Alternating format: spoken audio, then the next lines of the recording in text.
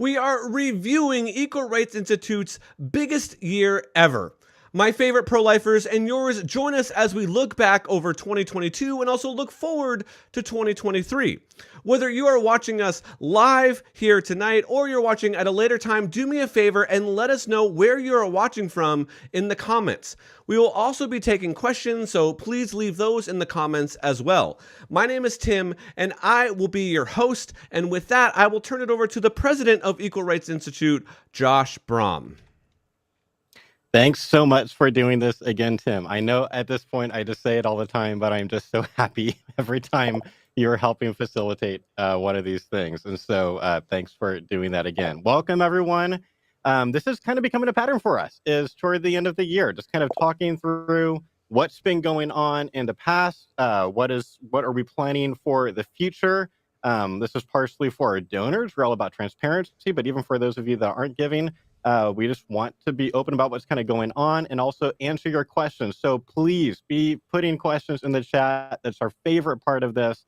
We love interacting with you. And our followers tend to ask really, really good questions. And so you always keep us on our toes too. So I'm looking forward to that. So we've got a lot kind of planned for this. We're going to try to go relatively quickly, but we're going to kind of just start by talking through kind of where things are at, kind of our state of the union, for lack of a better phrase. And so we're going to put some graphics on the screen, and we're just going to just talk through just some of the metrics that we track here at ERI, so we can kind of see, what's going well and what is not. And so, Tim, if you want to start throwing graphics on the screen, so almost everything is up, and in some cases way up. The only kind of just real quick talk about the exceptions. So course students enrolled was down about 5% this year. We didn't put out a new course this year, and so it's not a big drop, but that's basically the only stat that's down. Speech attendees, like people going to our speeches, that was up over 71%. YouTube views up 209%. Podcast downloads, there's an asterisk on this. I'll just explain real quick with that. So we're up 14% from last year, and that is an accurate number. But the previous numbers have not been accurate. And basically, it is kind of known in the podcast world that accurate podcast stats have always been basically impossible to get. And that what we get is maybe kind of, but not so sure. And now, thankfully, now that podcasts are so supported by advertising, naturally advertisers want to know what bang for their buck that they're getting. And so finally, the podcast industry has better, more accurate ways to do that. And so kind of backtracking, taking a look at what our more accurate stats are, we're up 14%. Blog is at 52%. I think that's the one that I'm probably the most surprised about, because sometimes the blog has kind of gone down just a little bit every year while the podcast and YouTube has been going up. But the blog is up huge this year. So I'm really excited about that. I know Andrew's very excited about that. He's going to be on later today. And then pro-life leaders consulted with. We love consulting with pro-life leaders, whether it's local leaders, whether it's club leaders, whether it's national leaders. We do all of that here. And thanks to mainly Emily and the affiliate group program, because he's doing a lot of that, that's up almost 269%. So that's all going really well. What else do we have? I actually haven't seen all these graphics. We're kind of doing this by the fly. Oh, yes. Let's talk about TikTok. So TikTok was the one that we didn't even put in our normal spreadsheet, where we were trying to here's what increased, because TikTok is brand new. And we should bring Emily on so we can both kind of talk about this. But as a lot of you know, around the very beginning of this year, Emily and I both independently thought we should try TikTok. And both of us were pretty confident it wouldn't work. And then Emily went into some research on TikTok and came back even more confident it wouldn't work. So we were like, let's try it for a week. We'll give it a really good try for a week. And then it will inevitably fail, and we will just stop doing it. It won't be worth the time. And it immediately became the most viral place that we've ever put out videos. And so we are now this year past the 4 million view mark. This is where most people are interacting with ERI stuff. I can't believe it. Every time I say that we are on TikTok, I can't believe that I'm saying those words out loud. But it's incredible what has been happening. We're getting an average of 700 comments of video, and there's been people in there talking about having become pro-life. So we're gonna talk more about that later. But boy, TikTok is a huge place where we've grown this year, and obviously we're going to keep doing that. At least until it gets banned by the American government, we're going to keep on putting stuff on TikTok. As far as the total people reached, so that's just kind of a number that we track, and just based on a bunch of our different metrics, we're up 49% this year, not including TikTok. Because if we included TikTok on that stat, then we'd be up, I don't know, 300,000% or something like that. And so if you even just take out TikTok and just look at the things that we had already been doing, we're up 49%, and has brought our costs to reach each person down to the lowest it's ever been, which is $2.45, because we spent almost exactly the same amount of money this year as we did last year. So we spent roughly the same and reached the 10 more people. So I'm very excited about that. Let's bring Emily on. I want us to talk more about TikTok, and Emily can dive deeper in to the stats on TikTok. But I mean, I got to tell you, Emily is now the most famous pro-life person at ERI. This is my 20th year of pro-life work. Happy anniversary to me. And in 1 year, Emily is recognized in airports more often than I am. She's the pro-life TikTok girl. It's like one of the most, I think, popular pro-life TikTok channels that exists. So welcome, Emily, to the fundraiser, and fill in the gaps. What are some of the things that you want to add about TikTok that I did not cover? That is quite the intro. Thank you, Josh. Yes, thanks largely to this live stream from last year when we had some of the people in our chat suggesting that we should check out TikTok. We have turned into one of the most successful pro-life channels on TikTok. And so we owe that to you all who came up with this idea and really inspired us to actually go brainstorm through it, to actually sit down and I have investigate to what jump in pro-life on that. TikTok would take. Yes, go. Yes. I'm of course grateful that people threw out that idea, but also a lot of this is we have you to thank for it, because you've put so much work. You've made most of these things. You've been completely on your own. I'm not even like reviewing these, because you're doing them like every day or something like that. You're just putting them out and being awesome at it. You've worked really, really hard at it. So yes, thanks to the people who recommended it, but this has become a big, normal, just part of your everyday kind of work. And I think you are doing something that other pro-lifers are trying to do, but you're doing it really, really excellently. And so I think a lot of that success has to do with you and not just other people. But go ahead with the other things that you were going to say.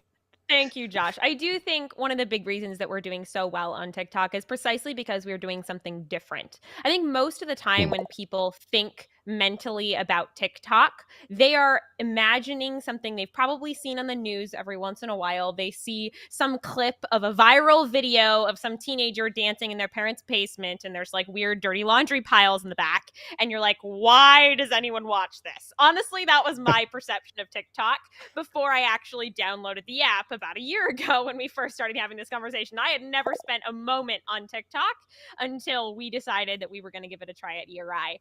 And I realized very quickly that there was opportunity here to reach tons and tons of young people, and to reach them in a way that was both engaging and entertaining, yes, because that's what they want to see, that's what they're coming to TikTok for, but also to be able to actually engage them in intellectual conversation, which is quite frankly not the kind of content they're getting on the rest of the app. And so because I was able to provide that kind of different content and carve out this unique space for us, I think that is precisely why we did so well so quickly. And so we right now, as of this morning, have even more views than Josh just put up on the screen in that stat, because I checked and updated it this morning. So as of this morning, we have 4,080,752 views on TikTok.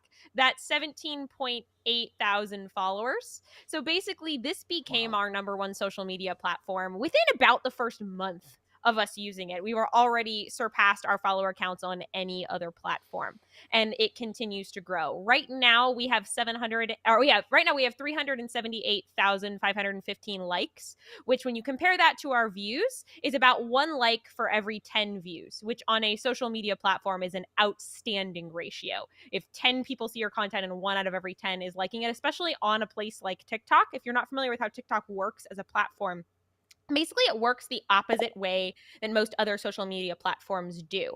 And so instead of your kind of main feed being just people that you follow, people that you're friends with, your main feed is things that TikTok is suggesting to you. It's called your For You page. And so it's, yes, going to include people that you follow, but it's also going to include just things that TikTok thinks you will enjoy based on your past behavior.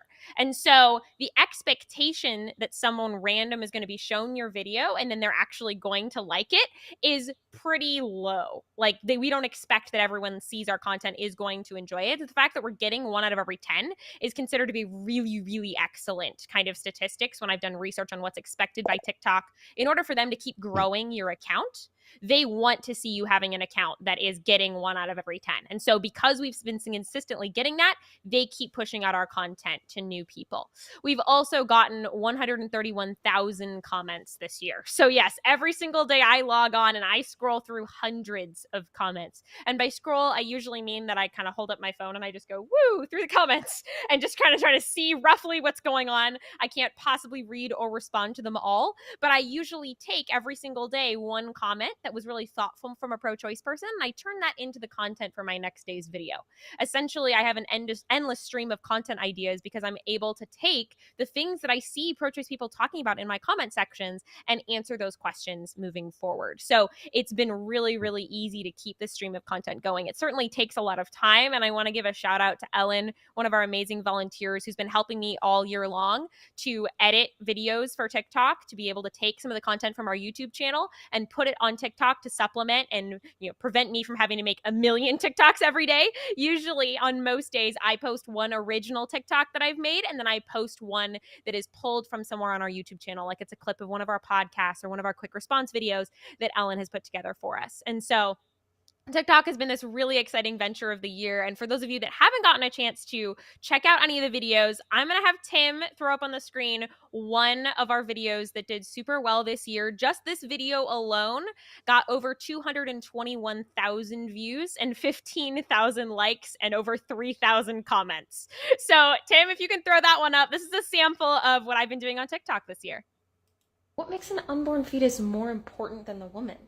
I actually don't think the fetus is more important than the woman. I believe abortion is a conflict of rights issue. Like, there's inherently a conflict between the woman's right to bodily autonomy and the fetus's right to life.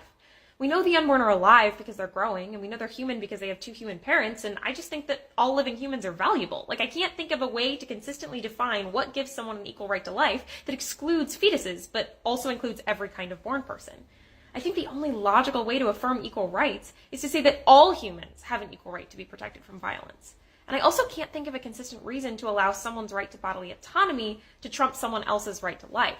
I do think women have bodily autonomy, and it's really important, but I don't think bodily autonomy gives you the right to kill another person, like in the case of conjoined twins. Society has a lot of conflict of rights, and that doesn't mean that I think bodily autonomy and the woman aren't important. It's just in this conflict of rights, I think the right to life would outweigh someone's right to bodily autonomy. So that video is just a short example of the kind of thing that we are able to do on TikTok. I think we're really giving people a different way to think about the abortion conversation than they're largely getting, honestly, on the rest of social media or in life in general. They're not getting a chance to hear a thoughtful pro-choice question. Like that comment that I was responding to is very thoughtful, trying to understand the difference between different kinds of arguments and how can you justify being pro-life. And then I'm able to give an answer to that while also putting steps up on the screen, helping pro-lifers learn how they could replicate that answer in their own lives. So Tim, I'm going to have you throw up on the screen now. These are all comments I screenshotted just from this one video. So you can see the ways that people are starting to engage with this. We have a lot of pro-choice people. Like this first one, I don't agree with you, but your way of arguing is so much more constructive than what most people say on this issue. Honestly, I think that's the best compliment I could give. You have some reasonable points, and you have some good points, and you're being reasonable, but I don't agree. Again, we've got pro-choice people who are actually hearing a pro-life argument often for the first time and realizing pro-life people have smart things they can say. Throw another one up there, Tim. That's a reasonable point. It doesn't change my mind, but it makes me think you're reasonable. Are you sensing a theme here? Next one. This comment section proves your message is reaching exactly who needs to hear it. And I think that's exactly true. The more I see your videos, the more I can understand and fully support the pro-life position in a way that lines up with my current beliefs. Thank you for your videos. I get so many of those. I had to put up one example. While I don't agree with what you're saying, I do find your argument to be one of the more interesting opposing arguments to pro-choice. Very well done. Great explanation as to how bodily autonomy is important, just not as important as the right to life. That was so well spoken. I'm pro-choice, but this is the first valid argument for pro-life I've heard. That one made my day when I went back through and scrolled and found that one. Thank you for arguments that are not religious-based and rather come from a logic standpoint. Thank you for doing this logically and deconstructing gotcha arguments while not discrediting the position by waving a Bible. I've never seen someone explain this so well. Best explanation I've heard yet. I'm pro-choice, but this is the best communication of pro-life I've ever heard. That one also made my day. This is the best way I've ever seen this debate explained. Well done. Ah, so that's how you put it in words. Thank you. That's a really common sentiment I hear. Pro-life people being like, that's what I've been trying to say all along. Okay, now I know how to do it. She explains this way better than I ever could. She has amazing content and a lot of explains how I see things as well. This is also a common theme. I see a lot of people tagging other people, telling them to check out my content. This is very well put. I don't agree 100%, but well said. You know what? That's a damn well thought out argument. I don't agree with her conclusion, but she's clearly come to a position based on logic and thought. Now that one might be my favorite. So that's just a sample of amazing things that I get to read every single day when I do a quick scroll through our comment section. I see people engaging. I see strings of hundreds of comments back and forth with really thoughtful pro-life people because they've watched my videos, having the guts to stand up and say something, being able to like actually engage. Oh, thank you, man from Milwaukee. I love all of Emily's shorts. So yes, we've been reposting my TikToks onto YouTube as shorts. And so if you don't have TikTok and you want to be able to see this content, you can also find it on YouTube and on Instagram where we repost a lot of my videos. So thank you, man from Milwaukee, for pointing that out. I will also say, like, in that realm, because of TikTok, we have been able to have this huge impact on YouTube and Instagram that we've really never seen before. Because we're doing all of these reposts, our really reach on those other two platforms has increased dramatically. So our Instagram accounts were in previous years reaching about 7,400 or so people, whereas this year our Instagram account reached 235,000 people. And so that was over a 3,000% increase in our Instagram accounts reached, precisely because we're taking this TikTok content, we're now putting it elsewhere, and people are getting to engage in really intelligent conversations and comment sections and see a pro-life person being able to make good responses to things. And I think it's a huge game changer for us. It's a really exciting thing. Okay, so moving on. So we've got a fun surprise for everyone, which is we have our newest staff person here in the studio with me. And so before I get to that, I'm just gonna so we have been upgrading the studio lately. In case you haven't been able to tell, there's no wood background behind me, and part of that has been because we wanted to come up with kind of a fresher, younger look for Equip for Life Academy. So we filmed all of Equip for Life Academy against this. These colored lights, we can literally just like change to whatever colors we want, and so you can see like some of them are changing around. So we it's just kind of a fun behind the scenes thing. We have a spreadsheet of every outfit that Emily wore in every lesson of Equip for Life Academy, along with 2 complementary colors that we put against it, and we have it all tracked out. We worked that out ahead of time. So one of the other things though that we did, and one of the reasons why I've been upgrading the studio, is because we were wanting to basically streamline how fast we can get podcasts out. There was this really clear moment earlier this year when we did a really good podcast with Robin Atkins about that tragic story of the 10-year-old who was raped and taken across state lines for an abortion. There's a big news story, and we had filmed this podcast days after that happened, and it still took us a week and a half to get the podcast out because of our workflow, and we had just basically been letting the perfect become the enemy of the good and really tightly editing our podcast.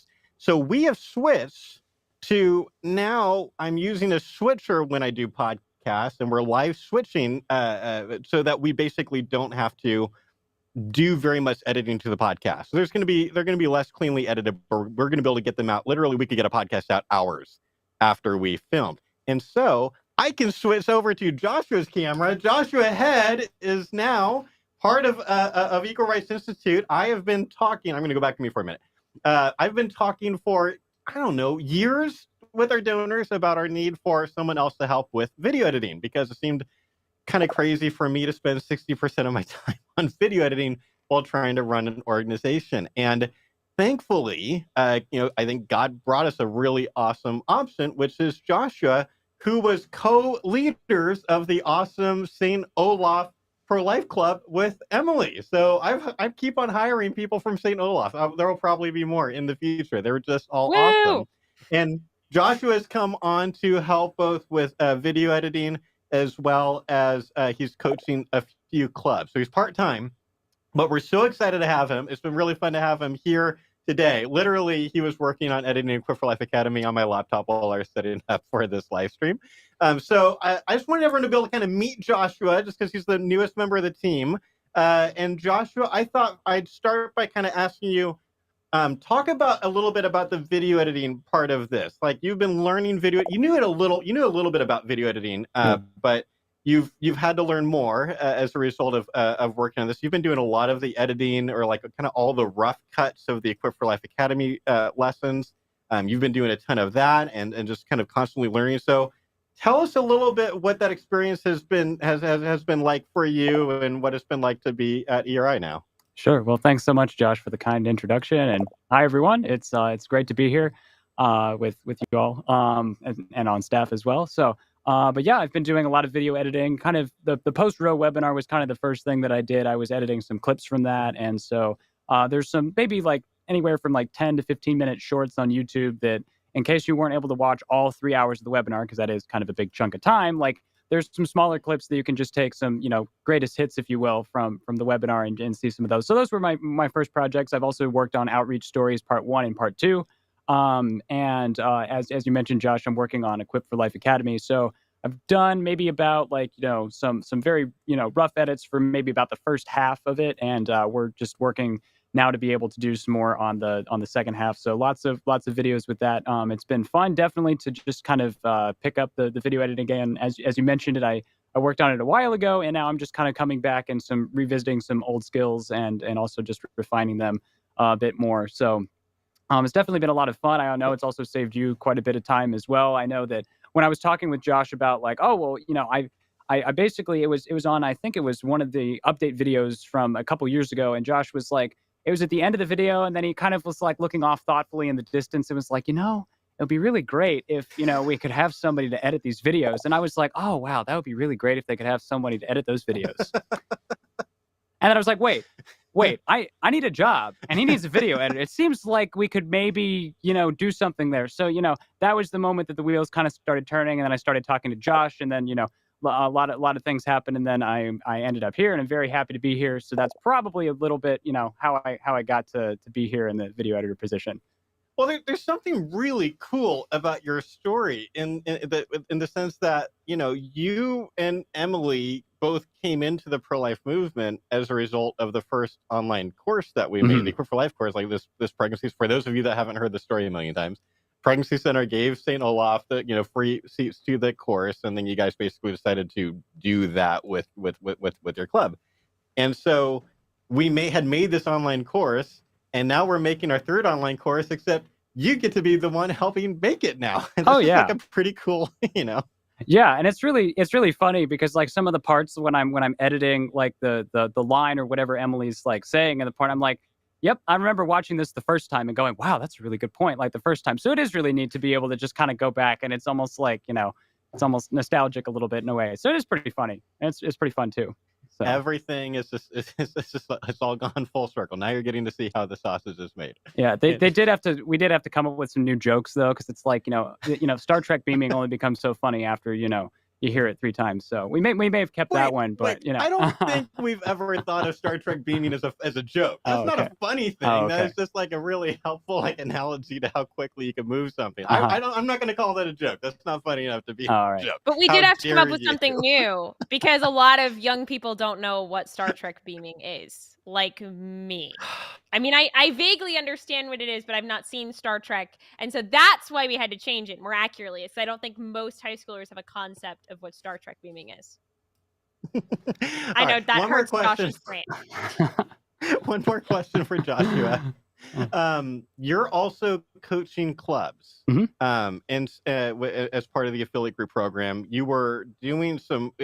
I want to tell a really cool, quick Joshua story. I wasn't planning on doing this, but here's one of the coolest things. When I met Joshua and was learning about kind of the different roles that the club members were in, Joshua was doing something super cool and something that I had never heard of a pro-life like club officer doing as part of his job. Joshua had two functional roles. One, as co-president, he would kind of help bring in the guys. So when new young guys would join the pro-life club, then Joshua would kind of take them under his wing, because it is not super easy to be a dude and part of a pro-life club on a college campus. It's just a little bit tricky. So Joshua would kind of like bring them in, coach them on how to deal with all that. But then also, Joshua was literally calling other college clubs to tell them, have you heard about the Equip for Life course? Because it's kind of completely changed what we're doing on campus, and like just kind of sharing all these really cool stories. So you were already reaching out to clubs, kind of starting to kind of coach them voluntarily. Now you get to coach them as part of your job. And I was wondering, like, what has that been like for you? Yeah, no, it's been really rewarding, and I guess part of the reason why I was doing that was because Emily had everything so well handled. If you don't know her, she's very organized. She loves her spreadsheets, so it's like she already had that pretty well in hand. So I was like, well, I want to be useful too. Like, what else? What else can I do that's actually like relevant and helpful? So I think reaching out and sort of like spreading the word, I figured was a pretty good idea to do that. And so and it was kind of funny. I mean, I got to do it a little bit as well. So pretty much what happened sort of so after I graduated from St. Olaf, I went on to grad school. So then I basically got to do it all over again too, because I ended up at Johns Hopkins University and was able to help with their Voice for Life there. And so I pretty much was like, okay, well, what did I learn at St. Olaf, and what can I do here? And so like that was a really great experience. And then kind of coming out of that, now I'm looking back and I've been like, okay, I've been on two different college campuses and found that there were amazing results on both. And the common sort of denominator of that was the ERI course and just everything that ERI did. And so I was like, well, if I want to keep, helping people have these results on their campus, like, well, what's another thing that I could do? So then Club Coach really fits that role, because now I'm pretty much still giving the same material, giving the same, experiences and hopefully helpful advice to all of these different clubs. And so I've just in the few meetings that I've had so far, people are usually sometimes some small ideas, sometimes some bigger ideas. They're like, oh, that's really helpful. Like, thanks so much for helping out with that. So it is really rewarding to be able to just build on past experiences and be able to continue helping clubs to just have those good conversations on campus, change the campus culture, and just being able to, rock, for lack of a better term. So. Well, we are so excited to have you on. I've been wanting a video editor for so long, basically like, I don't know, 5 years or something like that. So it's nice to finally have you on. You've been fantastic. He's a really quick learner. I knew he'd be a quick learner because we're both musicians. And it's like, I can teach any musician to video edit. There's a lot of overlap there, and it's been awesome. And frankly, Equip for Life Academy, we wouldn't even be close to hitting our goal if Joshua wasn't helping with a lot of the editing while we're working on all these other things. All right, let's bring Emily back on, because we want to actually bring another staff member on, because we want to talk about Equip for Life Academy, which we've been referencing this whole time. That's been our biggest project this year. We've been working all year really hard on this. It's not the only thing we're doing, but it has kind of been our primary time sucker. It has been the thing that we are putting the most kind of time, anything that's not a regular YouTube videos, podcast, and like we're trying to kind of always be putting out regular stuff. A lot of the other our other time has been going into Equip for Life Academy. And so, Emily, this also been kind of your baby. And so why don't you just summarize for those that don't know what Equip for Life Academy is, talk a little bit about that. And I want us to bring Andrew on, because you both basically co-wrote this thing, and are just, again, this wouldn't have happened without both of you. So let's talk about Equip for Life Academy. I am so excited for this as really our big project of 2022 and now going into 2023. So for those of you that have been living under a rock, we are publishing a high school curriculum. Basically, ERI has always been known for our Equipped for Life course, which is basically our college/adult pro-life apologetics training course. It takes you from point zero of how do we even just have a difficult conversation with someone who thinks very differently from us? How do we get someone's walls down and get them to a place where the arguments that you say could actually land on them because they'd be open to hearing what you have to say. So it takes you from there all the way up through what really smart pro-choice arguments that pro-choice philosophers are saying. How do we think through the violinist by Judith Jarvis Thompson? And really gets you to a place where you can have a really solid academic conversation, say on a college campus, with this material talking to pro-choice people. And so we've been using that course for years. It's the course that trained Joshua and I and got us into the pro-life movement. And when I came on staff, one of the first things that we talked about as a team was figuring out how we could more effectively get this material down to younger students, otherwise known as high school students. Basically, we had been getting a lot of requests, and because I came out of the teacher education world, I had lots of friends in the teacher world who were asking me, how do I effectively use the Equip for Life course with my high school students? I want to be able to teach them about why they should be pro-life and how to have these conversations. And I would always say, you can totally teach the Equip for Life course to high school students. I have done it, but it's going to take a lot of adaptation. You can't just straight teach them the Equip for Life course. Like, you're going to have to go through all the material yourself as the teacher and write your own lesson plans and figure out how to communicate the material well. And quite frankly, a lot of teachers don't have time for that. I get it. I've taught.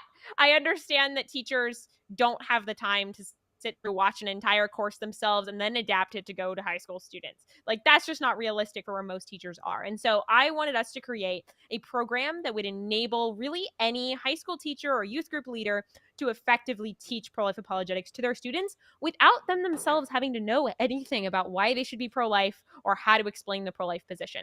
And so Andrew and I got started on this project about a year ago now. Andrew has been my main co-author on this, and he also has teaching experience, curriculum writing experience. So it's really been a joy to work with him on this project. Andrew, can you talk a little bit about kind of what your piece of it has been? Yeah. And one interesting organizational note. So we also, even before the Equip for Life Academy was something on our minds, we had thought about how do we kind of do this adaptation project. And so there was work behind the scenes on creating a homeschool workbook to go along with the Equip for Life course. And, some of these adaptation issues were coming up of, how do we talk about this well? How does this translate from, a college environment to a high school environment? And so part of this project is those efforts were kind of rolled into this. And so homeschools, classical Christian academies are also people that we're hoping to reach with this to give a really good live option. And so, Emily mentioned I have some background. I have a teaching certification, but also did my capstone project or my master's degree on writing a public high school oriented bioethics curriculum. So a lot of what I did with this is, working with Emily. Emily did an amazing job. The spreadsheets Emily has, you would not believe. I'm really into spreadsheets. Let's be real. I'm really into is. spreadsheets. Really, I thought I was, and then we hired Emily. Yeah. So she's organized everything, and we're going through some things that are content areas that are the same as the Equal Rights or Equip for Life course, and some things that are a little bit different. Background information, especially with some of the lessons that I've worked on, are considered supplemental materials. But what that means is it's not what you need specifically to make the abortion argument, but there are things that are going to be helpful to know. So things like, what's the history of abortion over time? When the Roe Court is talking about, well, this is how quickening is used, and this is why we get to throw out all of the pro-life history. Is that true? Where is that coming from? What is this quickening stuff? Or talking about things that are background material that are specific to the different religious audiences. So we have two versions of the course, and we have specific material that's tailored to both Catholic audiences and Protestant audiences. Most of our core material is secular in nature, and so a lot of that doesn't need any adaptation, but some things we talk about differently in different contexts. And so Emily and I have been able to work together, I think, really well to meet the needs of all of those different demographics. The other really big thing that makes Equip for Life Academy unique is that it is not tailored to a specifically pro-life audience. So because the Equip for Life course is meant for pro-life adults, we are assuming that everyone watching it is pro-life and already has some background in the pro-life movement. Now they're wanting to go do apologetics. They're wanting to start engaging with pro-choice people. So they don't need that level of background that our supplemental lessons are providing. They also don't need to engage in the kind of conversation we're trying to create in these classrooms, because we fully expect that every classroom or church youth group who takes on Equip for Life Academy as a curriculum is going to have some students that are very pro-choice. They're probably going to have some students that are very pro-life, and they're probably going to have some students that really have no idea what they think, and they're just kind of default pro-life or default pro-choice based on what their parents told them, but they've never really thought it through before.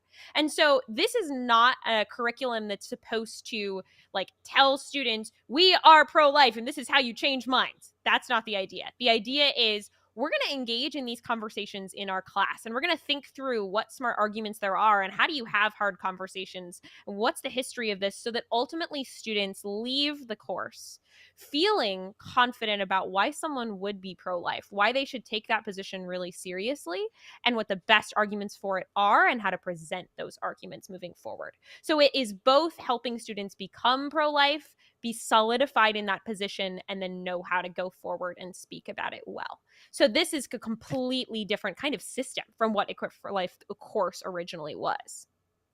Yeah, I mean, like when Tim and I wrote and set up the Equip for Life course, like it was literally in our head. We are thinking about like students for life clubs, like that, like and like specifically college ones. Like that was the target demographic. We knew that some of the post college adults would get it. We knew that some high schoolers would get it, but we were wanting to try to help students for life train their student groups and work with as many people as we could. And so yeah, it wasn't meant for a mixed audience, but I love what you're saying there, Emily, because I feel like, not to toot our own horn, but like I'm glad that we're getting to try to create curriculum that is meant for a mixed audience, because we have a lot of experience at this point of speaking in front of mixed audiences, obviously doing outreach on college campuses, and have gotten a lot of good feedback from pro-choice people all over the place that don't feel like we are straw manny and overly snarky or whatever. Like they feel like, yeah, they are hearing either an accurate representation of themselves or some of the pro-choice friends,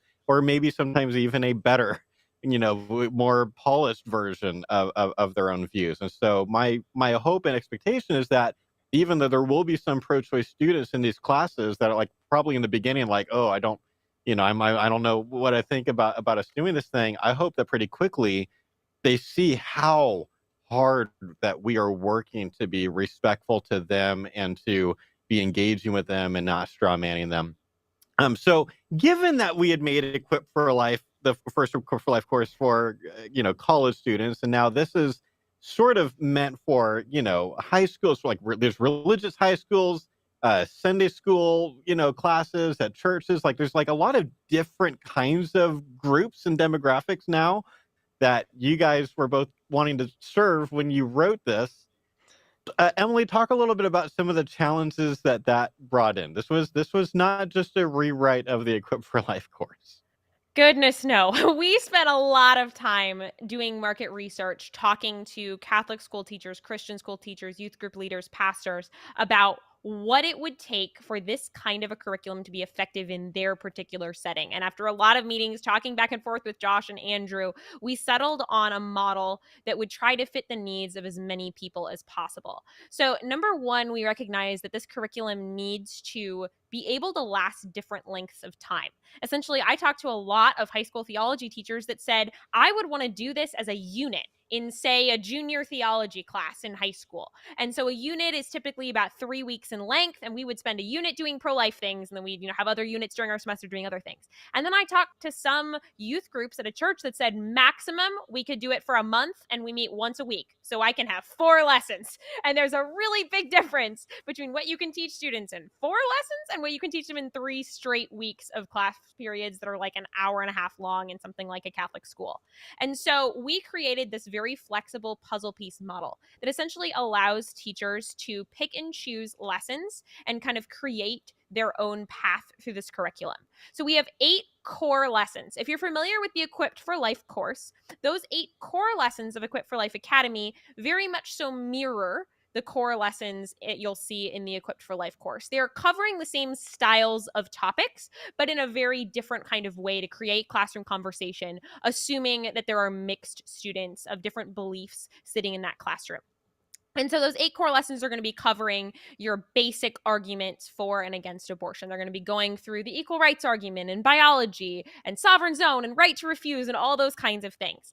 Then we've got 6 bonus lessons. And these are where those extra pieces come in that Andrew was talking about, where we can start to integrate the faith of this particular community, whether it's a Protestant community or a Catholic community, or we're going to integrate the history of abortion, or we're going to learn about what pregnant and parenting resources are available in the community and how this particular group of students can more effectively support those in their own community who are experiencing unplanned pregnancy. So we go beyond the arguments to help these students get the fuller picture, as well as get concrete ideas about how they can be involved in really supporting women and men in their community that are experiencing this, which is something that all students, whether they're pro-life or pro-choice, should be able to get on board with. So through this kind of core lesson, bonus lesson model, we've also created a suggested lesson groupings document, which is available within the teacher workbook, that helps teachers to learn what lessons basically do what and figure out the most effective way to piece them together for their classroom. So we have suggested orders and lengths for all sorts of different kinds of courses. That way teachers are able to not reinvent the wheel. They're able to take advice from us about what's going to work the best for their particular classroom and then adapt it, because ultimately we believe that teachers know best about their own classroom. As a former teacher, I think that teachers should be able to have that flexibility, but that sometimes they need the support. They need to have that kind of framework in front of them, and then they can make the decisions that fit their classroom. So we have that document in there that's going to help teachers to make these changes. We also have a huge document of prayers to enable these students in both Catholic and Protestant settings to engage with their faith through this content. And we want classrooms that maybe don't have an established prayer team within them to be able to be integrating their faith through this curriculum. While we're dealing with secular pro-life arguments, they can still have that piece in there. And we know that that's extremely important to all of these classrooms. And so we have that included as well.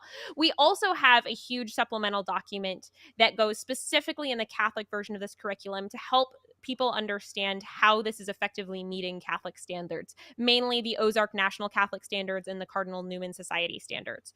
Those are requirements for Catholic schools that they are teaching Catholic teaching within their actual courses in that high school, both in theology courses and throughout the rest of their material, really, because a lot of Catholic schools might want to use this in their biology class. They might want to take some of these lessons and go talk about them, not just in theology type spaces. And so these standards will help our teachers to really be able to justify, explain why this curriculum is valuable to their school and get their school to really get on board with it. So we have that document available for teachers as well. And then within each lesson, we have crafted really this flexible space so that teachers can adapt it to the length of time that they need. Every lesson includes 2 to 3, sometimes 4 lesson videos, which I am the face of, unlike the Equipped for Life course. If you're familiar with that, you see a lot of other staff members there. We have chosen to make me the face of Equipped for Life Academy, along with our club coach, Meredith. She and I do a lot of practice dialoguing on screen, which is really helpful for students to get a model for how these conversations can look in real life. So we have these lesson videos that students will watch, along with activities and assessments and assignments that happen in between each of the videos. So teachers are given an entire lesson plan that enables them to just kind of walk through and facilitate student learning, but it is very student driven. Teachers don't have to know anything about abortion in order to implement this curriculum, and they are able to then piece it together as they wish if they need to make adaptations for their classroom. We also have supplemental assessments for every single lesson. So if you're in a setting where you need to be giving homework, like you're in a school, whereas you wouldn't need that in, say, a church youth group, you can use those supplemental assessments and the rubrics to grade them, all of the PowerPoint slides, etc. It is set up to work in a classroom, but also able to be done and adapted in a space that doesn't work for a typical kind of classroom curriculum you would use. So we've made it highly, highly flexible, which is partially why it took so long, because Andrew and I had to go back and forth and really nail down how we could be as useful as possible to as many teachers as possible. I also ran a pilot program of this in the summer of 2021 with some of our initial ideas and a group of high school students to test out kind of the initial versions of this and the adaptability of the program. And then I took it and I ran another adapted version of it last spring, in the spring of 2022, with a group of high school students to really nail down what was going to work and what was not going to work. And so now we feel really confident about all of these lessons and the fact that students are able to engage with them well, they're understanding the material, and it is going by at a pace that they can comprehend, they can work together on. And I think ultimately it's going to be a really key component to helping our students be confidently pro-life throughout their lives. So we're super excited about just kind of like what is in this course. I want to underline just a couple of the things that made me really excited about all of that. So one, the role play dialogue thing. Like, this was something that we always wanted to be in the Equip for Life course. Like, the original plan, again, pulling the curtain back, we filmed the Equip for Life course in the beginning of 2016. We did not have any camera equipment or anything. That was someone else's studio, a really cool Christian group who gave us a really great discount, and we filmed. We had 3 days. And our original hope, when we were being overly optimistic, was that we would spend 2 of those days filming the modules, and then 1 day with Tim and I improving roleplay dialogues back and forth. That was the hope. And then we That did went not until happen. the very last minute of the 3rd day trying to get the bodily rights module done, because we didn't realize how helpful it would have been to script this out and use a teleprompter. We were just doing it like to camera, and that turned out to be way We've harder in the learned moment. since then. We've learned. Yeah, we don't do that anymore. It's a terrible idea. Don't do that if you're going to film a course.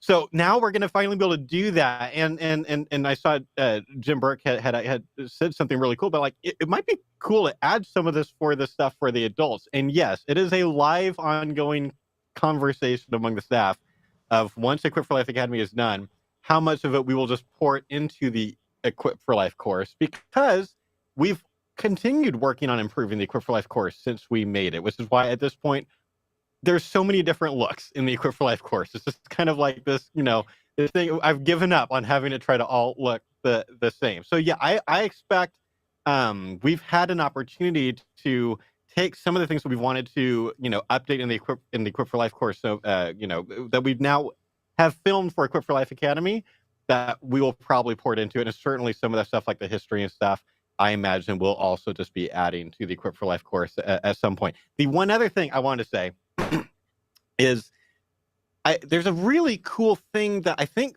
probably a lot of people have been able to pick up on from Emily and Andrew, but I want to highlight.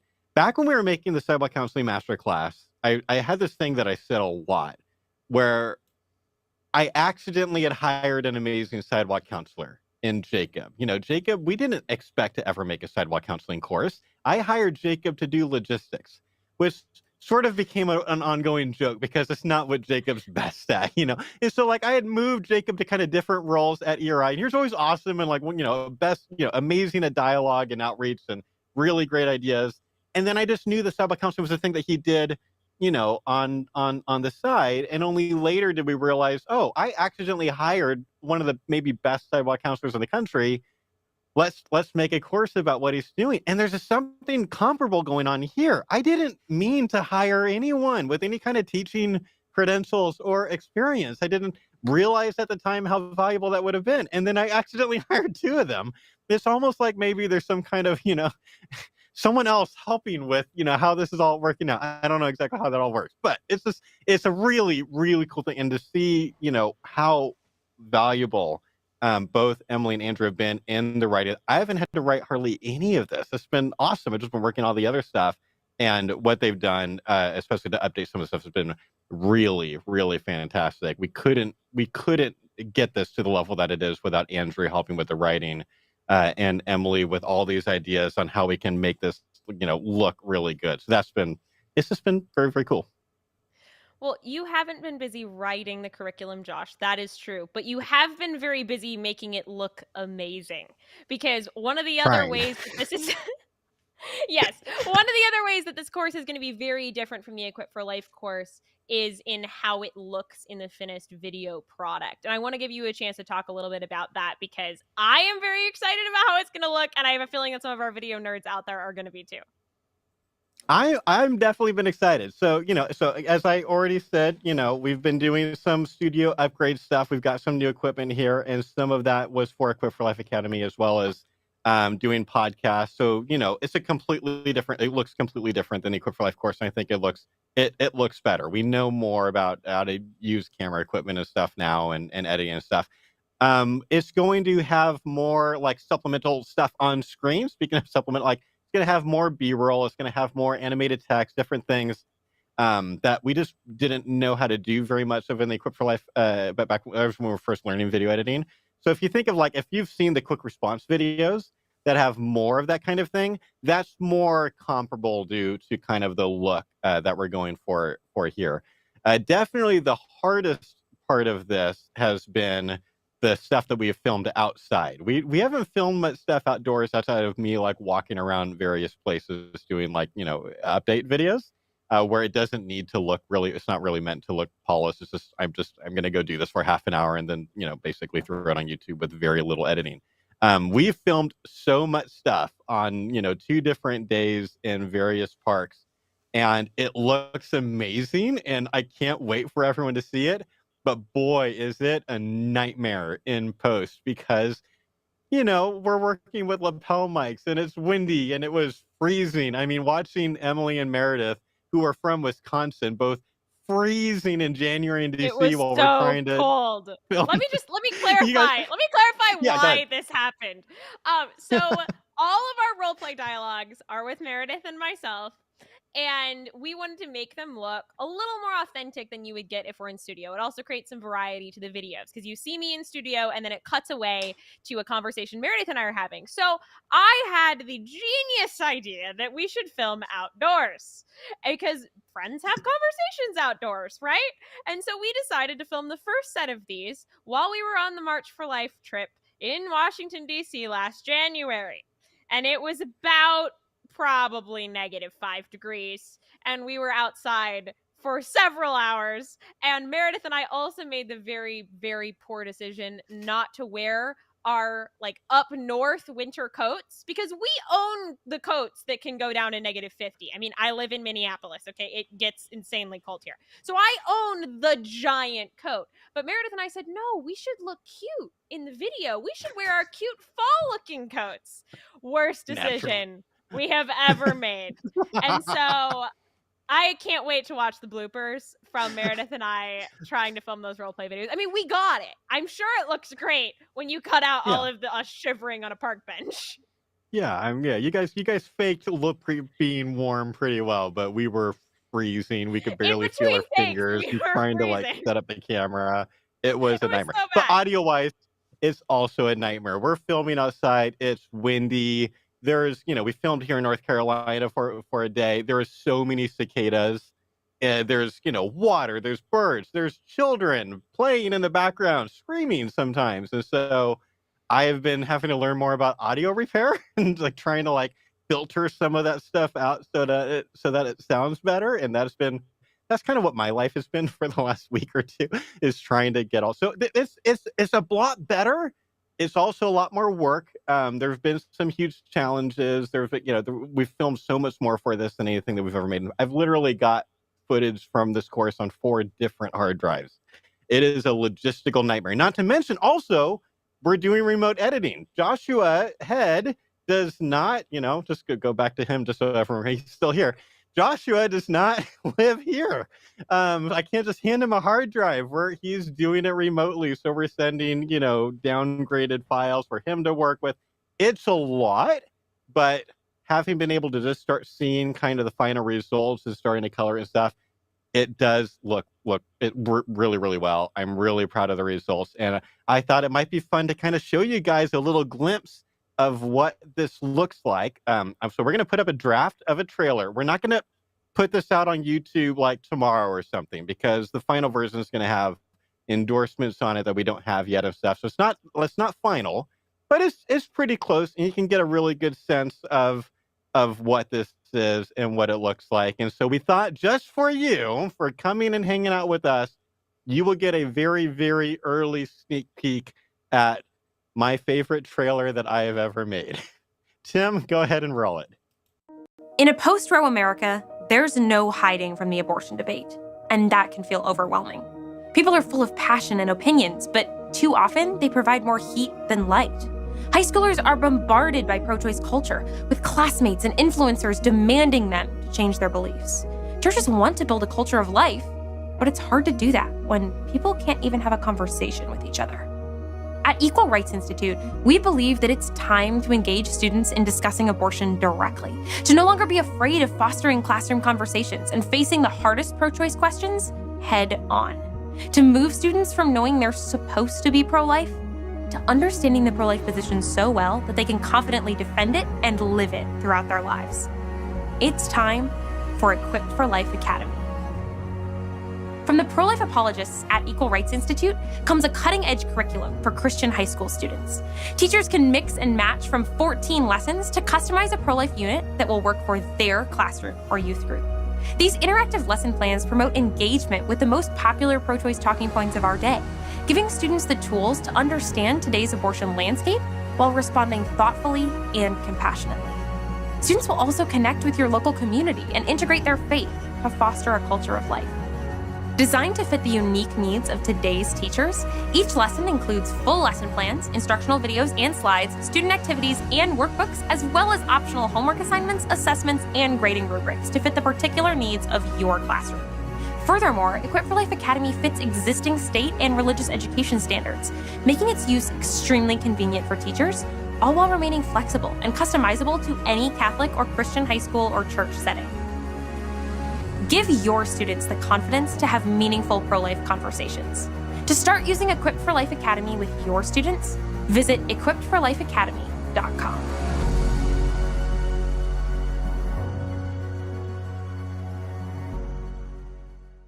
I am so excited about just the new video editing techniques that we have going into this. I hope you can see how amazing the new studio lights look from that trailer. This is going to be a completely different look for us that I think is going to be really engaging to students. I want to quick share my screen. Tim, if you can plop that up there, I want to give you a preview of what these lessons are actually going to look like. You saw little glimpses of them as the teacher was flipping the page in that little trailer there. So this is the lesson 6 about the equal rights argument. And I'm going to show you specifically what the teacher workbook looks like here. So as we go down, you've got your essential questions for the lesson. In other words, this is what students are going to be learning during this. This is the questions that they're going to be trying to answer.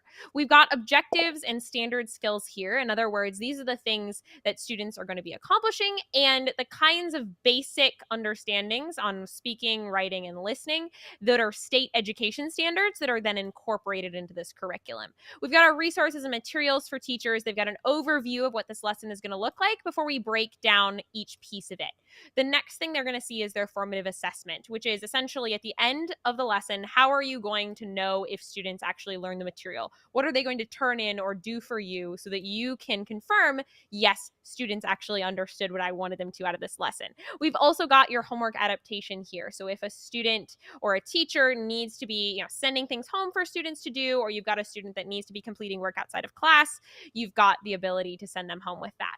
Then we've got our grading rubric here. So if you're a teacher that needs to be grading things for this particular classroom, you can grade that formative assessment using our pre-written rubric for you. Then we've got our full out lesson plan. So you can see all the videos and the things that happen in between them with the full instructions for teachers there. Each lesson plan is written to be 50 minutes, enabling teachers to split this as a half lesson and do something else. If they have an hour and a half long class, they could combine 2 lessons together for an hour and a half long class.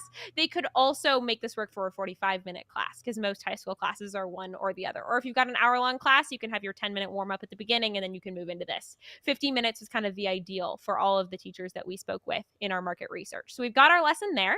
Then we go down to our student worksheets. These are printables or PDFs that students can be using on their digital devices to help them follow along with the videos and to do activities in between the videos, such as our final assessment here, which is enabling students to start engaging with the equal rights argument and thinking through what grounds our equal right to be protected from violence. So this is just a sample of one of our beautifully graphic design lessons that I'm so excited about.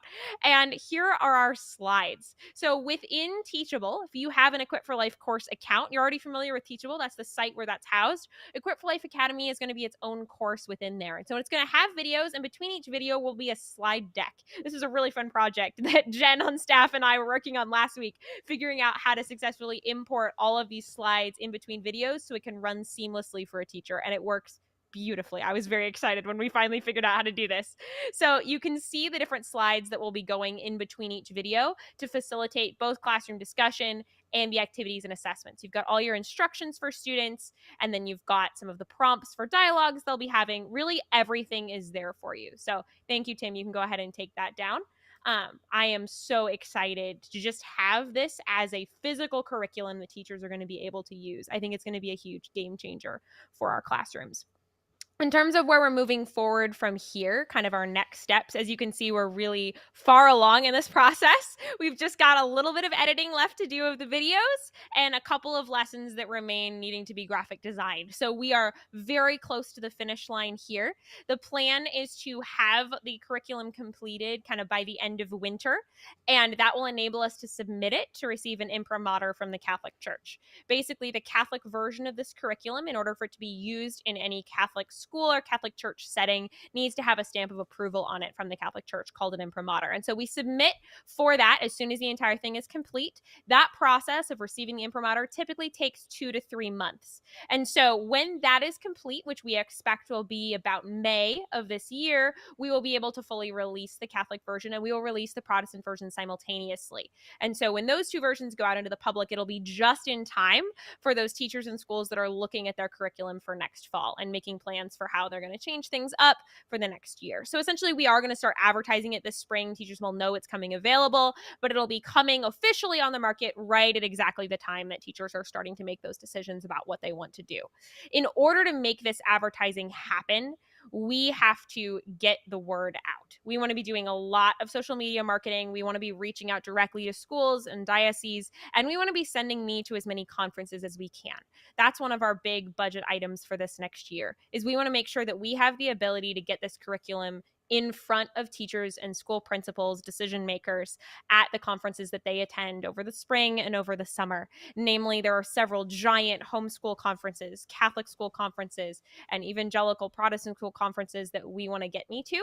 And we want to be able to really show people what this is going to look like and show them videos, have a giant, beautiful booth. That is our big, big goal moving forward. So that's our timeline. I'm going to toss it back to you, Josh. I'm really excited about this.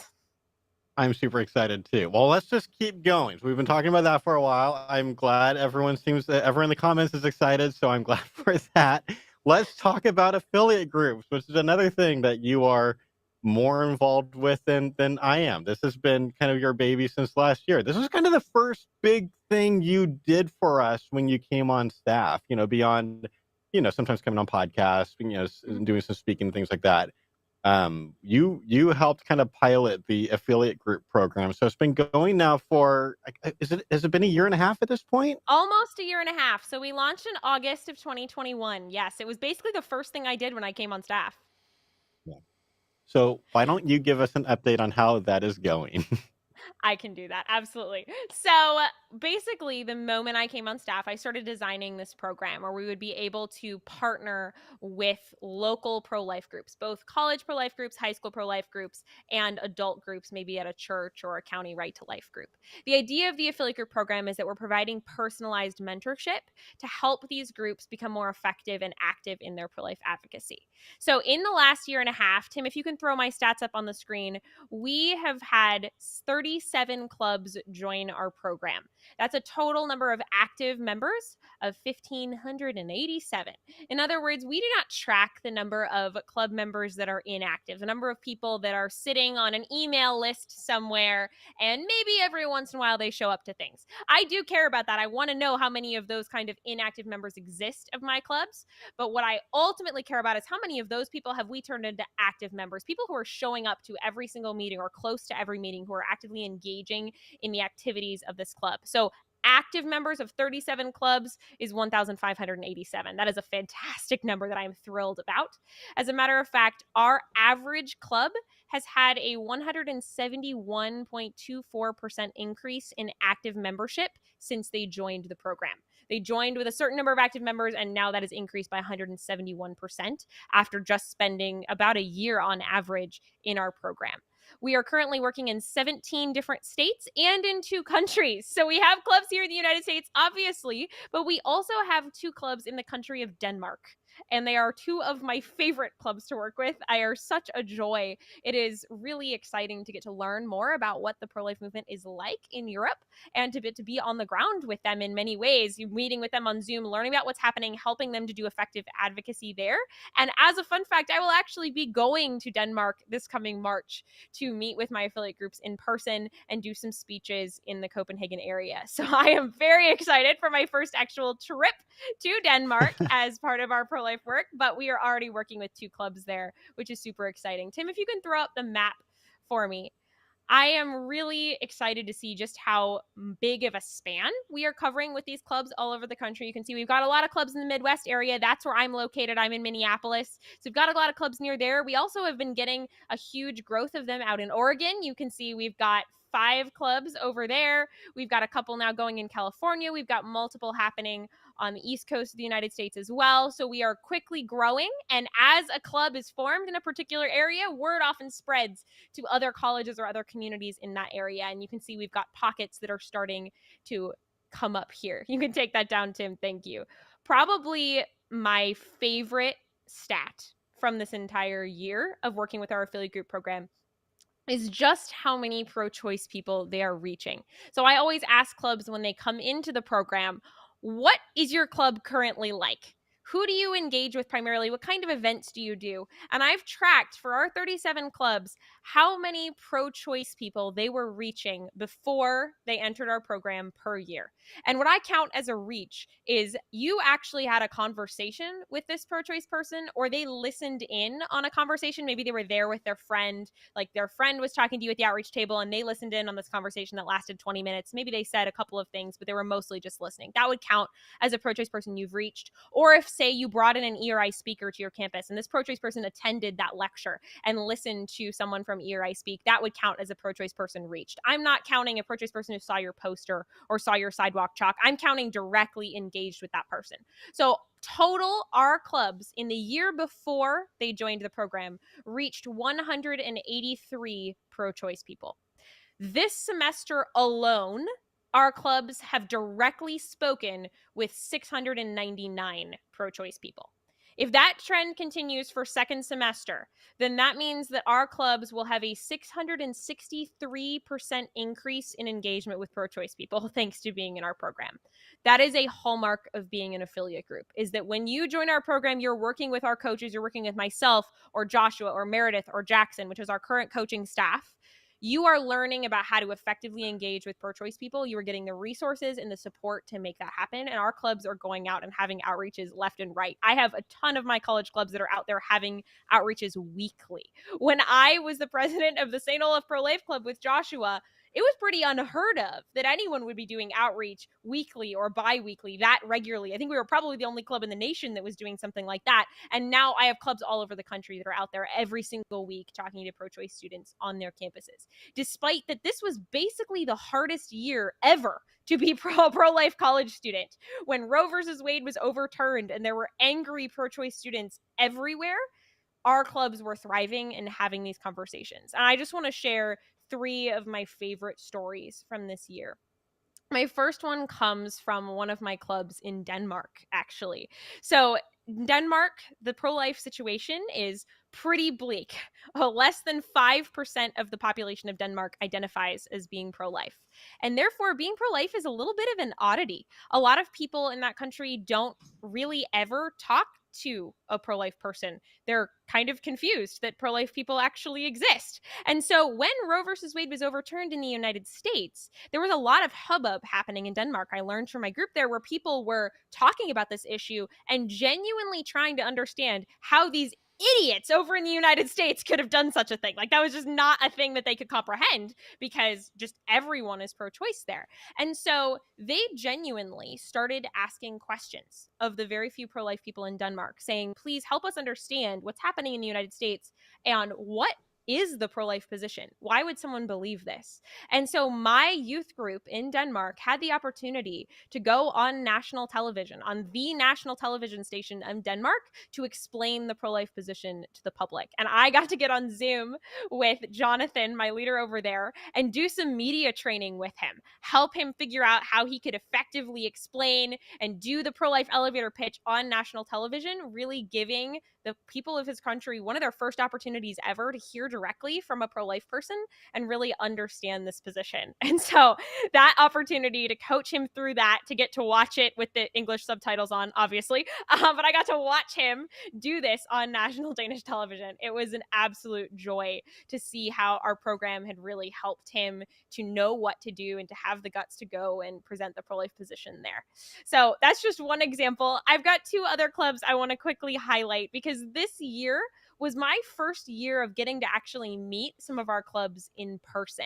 Because the affiliate group program started in August of 2021, we have now had a full school year to go and do speaking trips. Between Josh and I, we personally visited 6 of our clubs in person this year, doing an outreach and a lecture on their campus. In other words, we got to speak with pro-choice students in a public lecture scenario, and then we also got to work directly with that pro-life club, being there at the table with them, helping them to have these conversations, coaching them through, working with newbies, and getting the chance to have them listen to us have conversations as well, so they can really get the feel for how this goes and help them to have really the tools to continue after we've left.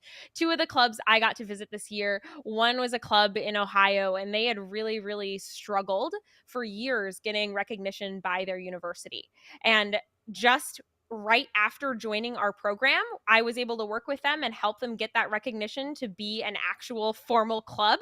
And in that short period of time, since about last October, they've now built up this very large active club. They've got a core group of members that are out there tabling several times a semester. I believe they tabled 3 times just this semester alone. They were tabling basically once a month. And when I got to go, I was there tabling with 5 of their members all at once. And I almost had to do nothing. We had pro-choice people coming up constantly engaging in conversations, and their members were so equipped to have those conversations that I got to sit back and listen to them. I got to hear amazing conversations happening all around me and coach them through, but they knew what they were doing so well that I didn't have to step in and take over any conversations. I just got to listen with joy as these students had really taken ownership for these conversations and had not only gotten recognition by the university, but they were now out there having these conversations and being respected. I just met with their leader a few weeks ago, and he was telling me about how since they've been doing outreach this semester, rather than the kind of backlash they were getting in years prior when they were trying to get recognition and the student government was really pushing back against them and there was a lot of negative PR happening on campus about them, now they're hearing things in academic buildings like students saying, wow, that pro-life club is actually really reasonable and nice, and you should go talk to them. Like, pro-lifers are thoughtful. That is a complete change of tune from how these students were really treating this club earlier. I have another club I got to visit this past year who, when they joined our affiliate group program about a year ago, they had precisely 1 member. They had a president who was doing her best and trying really hard to bring this club up from nothing. And thanks to her hard work and a lot of meetings with me, we were able to make that happen. She graduated at the end of last year and was able to pass that club off to a group of freshmen that I was able to help her recruit. I visited them. I did a public lecture on campus. I helped them build up that club. And today, this semester, their average meeting has 14 students at it. They are bringing me back again second semester to do another day of outreach and another lecture with them because they had such a positive experience last time. And we're hoping to build the club up even more so that they can continue more programming. I think they had something like 4 speaking events they did this semester. This club is on fire because we were able to support them and help them to actually build up. Because when you're all on your own, I mean, I was there once, when you're all on your own trying to run a pro-life club, it is overwhelming. And when you can have support from a coach who's here for you, helping you through, helping you learn how you can most effectively recruit and run your meetings, and who do you bring in for a speaker, and how do you even run a speaking event? When you have someone there to bounce those ideas off of, a club can really thrive. And we're seeing that happen all over the country thanks to this program. So it's been a I really, want to really add. big joy. Yeah. Yeah, that's all fantastic. It's also really nice to hear about my friends in Denmark that I got to see like 4 years ago, and I miss those people. And now you get to go to Denmark, I get to go to but Denmark. that's okay. That's okay. I get to go to England next year, so it's gonna be That is true. Josh but gets to go to England. I do get to go to England, but then I still just have such fond memories, and my heart just goes out to my brothers and sisters in Denmark. Those people, you're right. They really it's bleak over there, and I'm just happy that we can continue trying to help them. I think that's really cool. I want to say one other thing about the affiliate program, just because I know that we talked about this more when we were first kind of launching the program, but it was kind of one of the most common questions that we got, and so I just thought I would just kind of answer it before anyone answers. So we worked really hard and have continued working really hard when we set up this program to make it as non-competitive as possible. We know that we're not the first ones to be working with clubs, just like we weren't the first ones to be doing pro-life apologetics. We weren't the first group to want to train sidewalk counselors. And so every time we try to do something like that, we try to do it kind of with as much sensitivity as we can and try to be like the pro-life group that I want all pro-life groups to be. Like how can we work together? You know, we've got really good working relationships with Justice for All, with CareNet, with Secular Pro-Life, and we've just always just, you know, tried to make that happen. It's not always possible, but we try to make that happen. And so so we wanted to be really sensitive about that with this. So like from the very beginning, for example, like we knew like let's like in whatever contract, because we have to have like some kind of a contract, kind of a document that people sign. It's like how do we make this as non-competitive, like not just like trying to help ERI as possible. So like if people want to be dual affiliated with other groups, you want to work with Students for Life or some other group too, we're fine with that. We just make that super explicit. We just want to help clubs that want our help.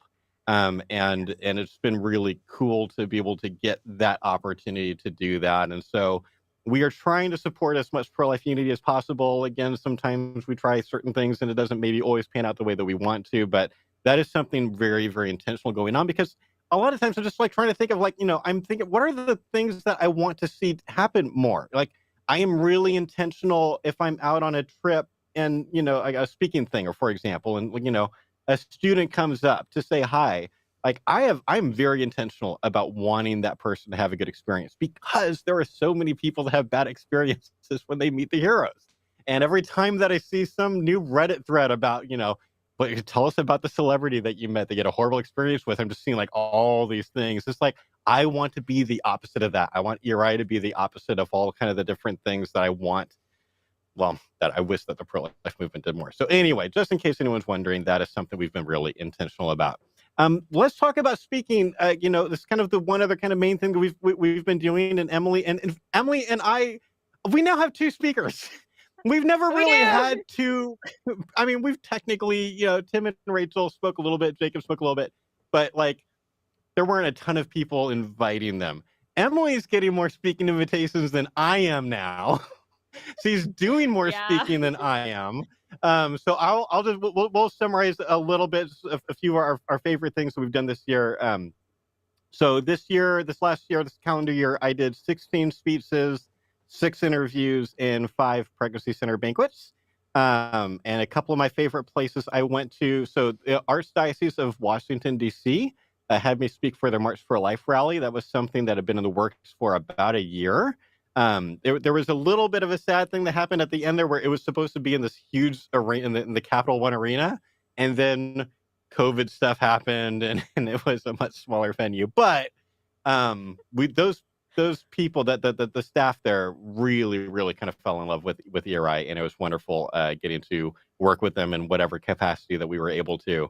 I got to speak in Alaska this year. That was gorgeous. Alaska is just as beautiful as you expect it to be. I got to take my wife on that one and got to go to this national park with these beautiful, just like, you know, snow-covered mountains that, you know, it looked I'm like jealous of that Lord of the Rings or something like that. It was beautiful. I took some pictures. I haven't edited pictures in a really long time, but maybe one day I will go and pull those out and publish those. But then I think my favorite event might have been the CareNet conference this year. So I spoke at CareNet for the 4th time this year, the 4th time in a row. And Greg Austin is this really awesome staff person there. He's kind of like their pastor. He's the guy. He's a former pastor. Actually, he's a current pastor too.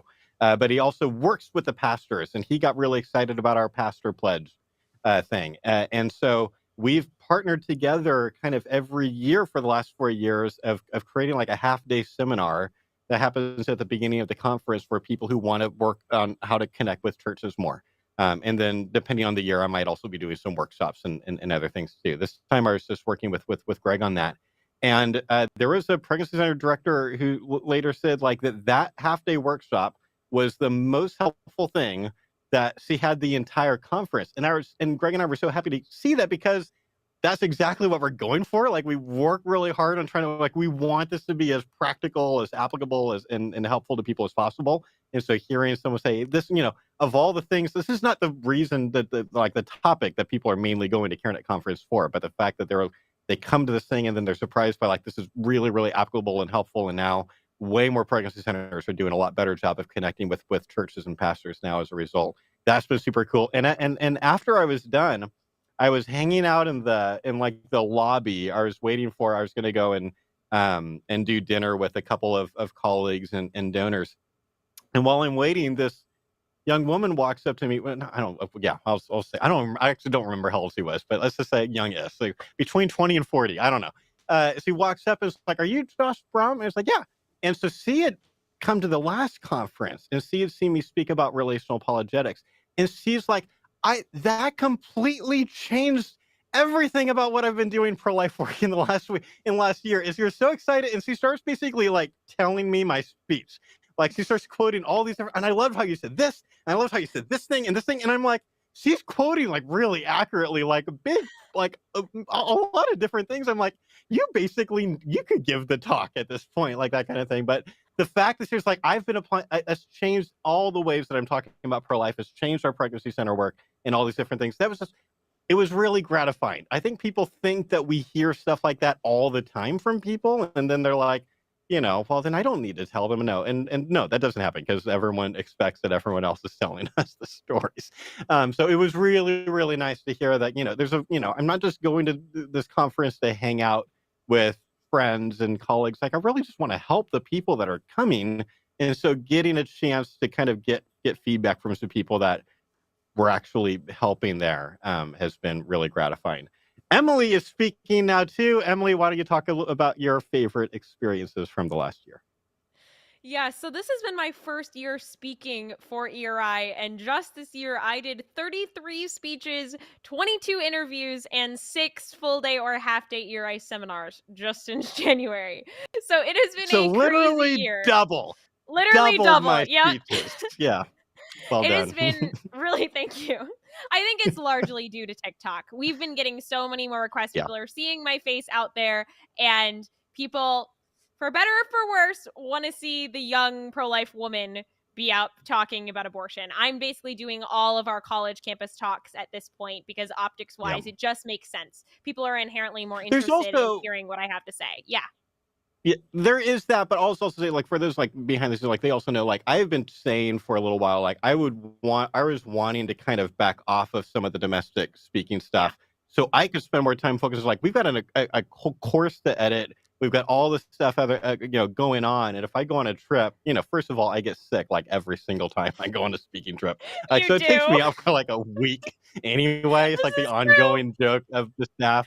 And so the plan is kind of, as soon as I hired him, it was like, okay, I want Emily doing all the colleges and high schools. Like, I had a few more I had to do because I was already like contractually obligated. But like, after, it's like, I want, I also don't like traveling with my family. Like, my marriage is better than it's ever been. And I don't like being away from my wife for more than like half a day or something. And so it's been really nice being able to have Emily kind of take a lot. Like, a lot of times when people be like, we don't care, we'll take Josh or Emily. I'm like, do Emily. I've got stuff to edit over here, kind of a thing. And so that's part of it too. But there is also, Emily is pro-life TikTok girl, and I am so not.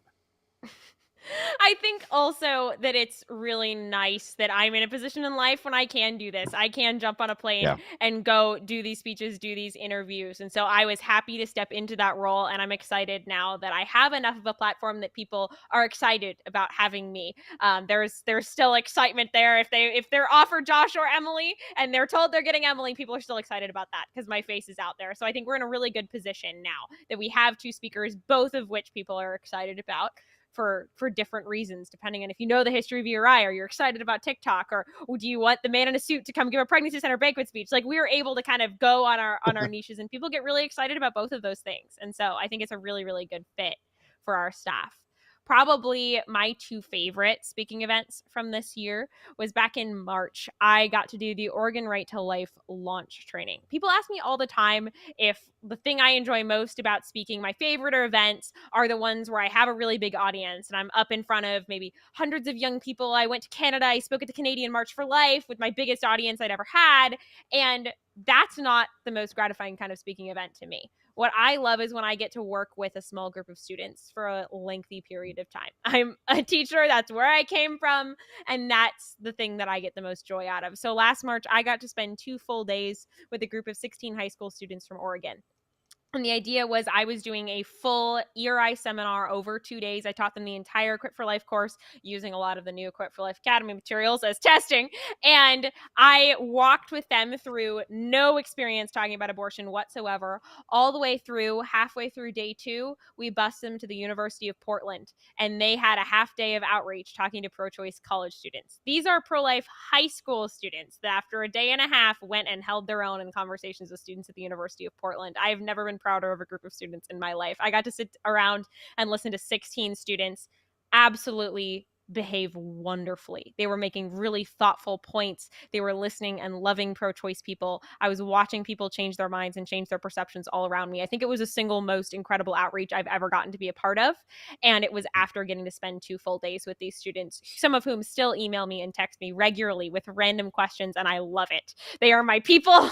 I adore them, and I get to go back and do launch again this coming March in Oregon, and it is the thing I am single most looking forward to. I'm excited to go to Denmark, but even more than that, I am excited to go back and be with another group of 16 students from Oregon, because that is where my heart lies, is teaching young people how to effectively do this. So that, I think, was my single favorite event from this year. The second one that I just want to take a moment to highlight, I'm going to throw a link in the chat. If you have not taken a look at this article that I wrote last spring. This is the story of, I think, the most incredible college campus talk that I have ever experienced. I'm granted I've only been speaking for a year, so maybe that is going to get topped at some point. But I had the amazing opportunity to speak at a university where my speech was protested. I had a group of students that were quite upset that I was coming to campus, and they came with the intention to really disrupt as much as possible. But instead, they got there and they realized that I was very much so not what they thought they were getting.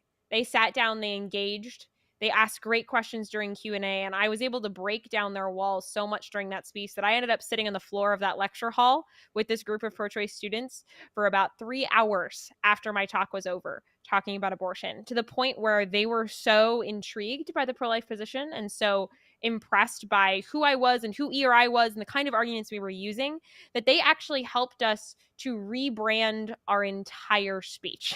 We now, when I go speak on a college campus, title it something different, have a completely different description for it, at the advice of those pro-choice college girls. Because they said to me, and I quote, "You know so much about abortion that I want pro-choice students to come and really hear what you have to say." And so they wanted to sit down and help me brainstorm how we could more effectively advertise to get more pro-choice people in the room when they themselves were still pro-choice. That is the power of ERI going and having these lectures on college campuses and really getting to engage with students and giving them a chance to hear these arguments. And that particular story will live with me forever and live with ERI forever, because it has now forever changed how we talk about our speeches, how we advertise them to get pro-choice people to really come in the room. So if you haven't taken a look at that article, I just threw it in the chat. I hope you read it and take a look at what's really happening when we go on college campuses these days, because I have so much hope for the future of these conversations.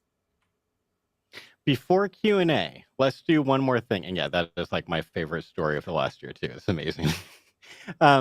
Let's talk a little bit about, there's something new that has happened in the last year. I mean, relatively new, at least compared to previous years, is we've done a lot of media stuff, a lot of media interviews. We haven't had a PR person.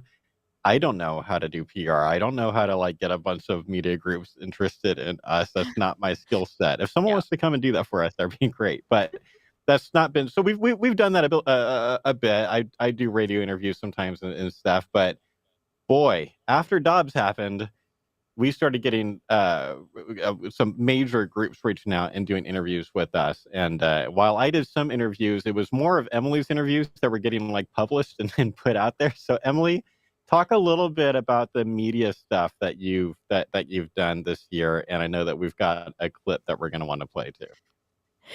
So yes, when Roe versus Wade was overturned, both Josh and I were getting requests all over the place. You know, we were doing local little podcasts, we were doing all sorts of interviews for articles, but really there are three big ones that made a giant difference kind of to our reach this year. So the first one was the week after the Dobbs decision, I got a call from a producer at BBC News who wanted to do a segment talking about abortion with me live on air. And so I got to do that. It was a huge thrill for me. Unfortunately, not a lot of it ended up making the final cut. If you go find that BBC article, or if you find that live broadcast, you will hear me for I think I got about 3 minutes of airtime. I had been talking for about 20, so it was a little bit of a disappointment that we didn't get a ton of airtime. However, I was able to make some really good points in that period of time, and I was really grateful for the fact that I had that opportunity to talk with them and really reach a large audience on the BBC network. And that was really my first experience getting to do really mainstream media. So it was a huge learning experience for me as well.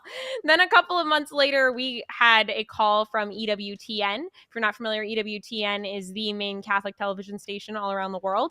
And EWTN flew me down to their headquarters in Alabama in order to talk about pro-life apologetics over 2 episodes of Life on the Rock, which is one of their main shows that airs on Sundays. And so I went down there and we talked through practical dialogue tips. How do you effectively engage with pro-choice people and get their walls down? We talked through several kinds of pro-life arguments and then helped their viewers know where to go to find more resources. So that was a huge honor to be able to be there. As a Catholic, I've watched EWTN for years growing up, and it was really exciting to be down there on their sets and getting to speak on one of their shows in 2 different episodes. So you can find those interviews on YouTube. They've both been published by EWTN and are continuing to get tons of views there. So if you're interested in seeing those, you can check those out. I will throw a link of those in the chat in a moment.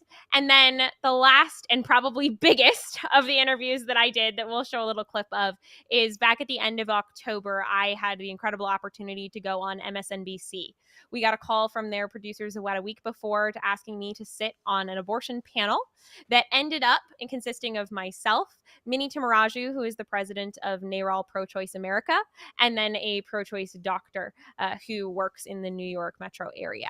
And so the 3 of us sat on this panel on Yasmin Vasugian's show, which is their Sunday afternoon politics show, and basically had a really open discussion about abortion. I was really honored that MSNBC wanted to put together a open, honest, and really, I think, fruitful discussion that many of their viewers often don't get to hear. I think MSNBC is often stereotyped as being extremely liberal and not really giving conservatives any room to speak, and they did not follow that stereotype on this particular day. I had the opportunity to really give the entire pro-life case. I didn't get to respond to everything they said. If you go listen to the entire interview, we also did a podcast debriefing it with Tim and with Josh, helping you kind of know the behind the scenes of everything that happened there and debriefing about what I could have said better and how I could have answered this thing. And so it's a really fun podcast if you get the chance to listen. But I was honored to have the opportunity, especially to speak with the president of NARAL and to really introduce a lot of pro-choice people for the very first time to a young pro-life person who can make intelligent pro-life arguments. So Tim, if you can throw that clip up, I would love you guys to be able to see just a little 3-minute segment of what was ultimately a 22-minute segment on MSNBC. Tim? And while he's doing that, because this is a compilation of actually 2, this is 2 different clips. It didn't air just like this, but I thought, let's just put basically the Emily main talking stuff on, and then if people want to watch all of the let's say interesting attempts at countering Emily's arguments, then they can either go watch it on MSNBC or listen to our podcast where we broke the entire thing down. If you would. Go ahead. Make your argument then, if you would, Emily, because so we're hearing from you that it's important to have this conversation, right? That we're all here though at this forum, right? Sitting at this table. This is what this segment is about. This is what this conversation is about. So if you would, for me, tell me, why is it that you think it's important to not provide abortion rights to women in this country? So I essentially see abortion as a conflict of rights issue. I think there's inherently a conflict between the woman's right to bodily autonomy and the right to life that I believe a fetus has. So let me break down each side of those things. If we talk about the fetus, we know biologically speaking that it's a living member of the species Homo sapiens. And I'll use that in as neutral language as possible. But I think that since we know it's biologically human, I also have a belief that all humans deserve equal rights. I think that all humans are persons that should be protected under the law. And so I do think the fetus has a right to life. But then that obviously comes in conflict with the woman's right to do what she wants with her body. And I think that women's rights and anyone's rights to do what they want with their body is extremely important. But I do think that our rights to do whatever we want with our body have limits. Ultimately, when the choices you're making about your body are harming another person, and that's what's happening in an abortion, it's an act of violence against another human person, that's when I think your right to do what you want with your body does have a limit, when it's coming up against that other person's. And so ultimately, unless a woman's life is at risk, I do think that you don't have the right to do an act of violence against another person. I also know that you take issue with the argument behind my body, my choice. And I want you to explain your issue with that. Sure. So I think that you do have a right to do what you want with your body. Essentially, what my body by choice means is that, say, my body is kind of my sovereign zone. I have the right to do what I want with something inside of my body. I think that's kind of that argument put in the best possible light, what it really means. And I do agree with that you have a right to do what you want with your body until that right is starting to infringe on another person's essentially right to live, right to exist. I'll give you an example. There's a really famous part of medical history where thalidomide was a medicine that was given to a lot of women who are pregnant to deal with morning sickness. And we are now today not allowed to give that medicine to people that are pregnant because we know it causes really severe birth defects. It can cause babies to be born without arms and legs.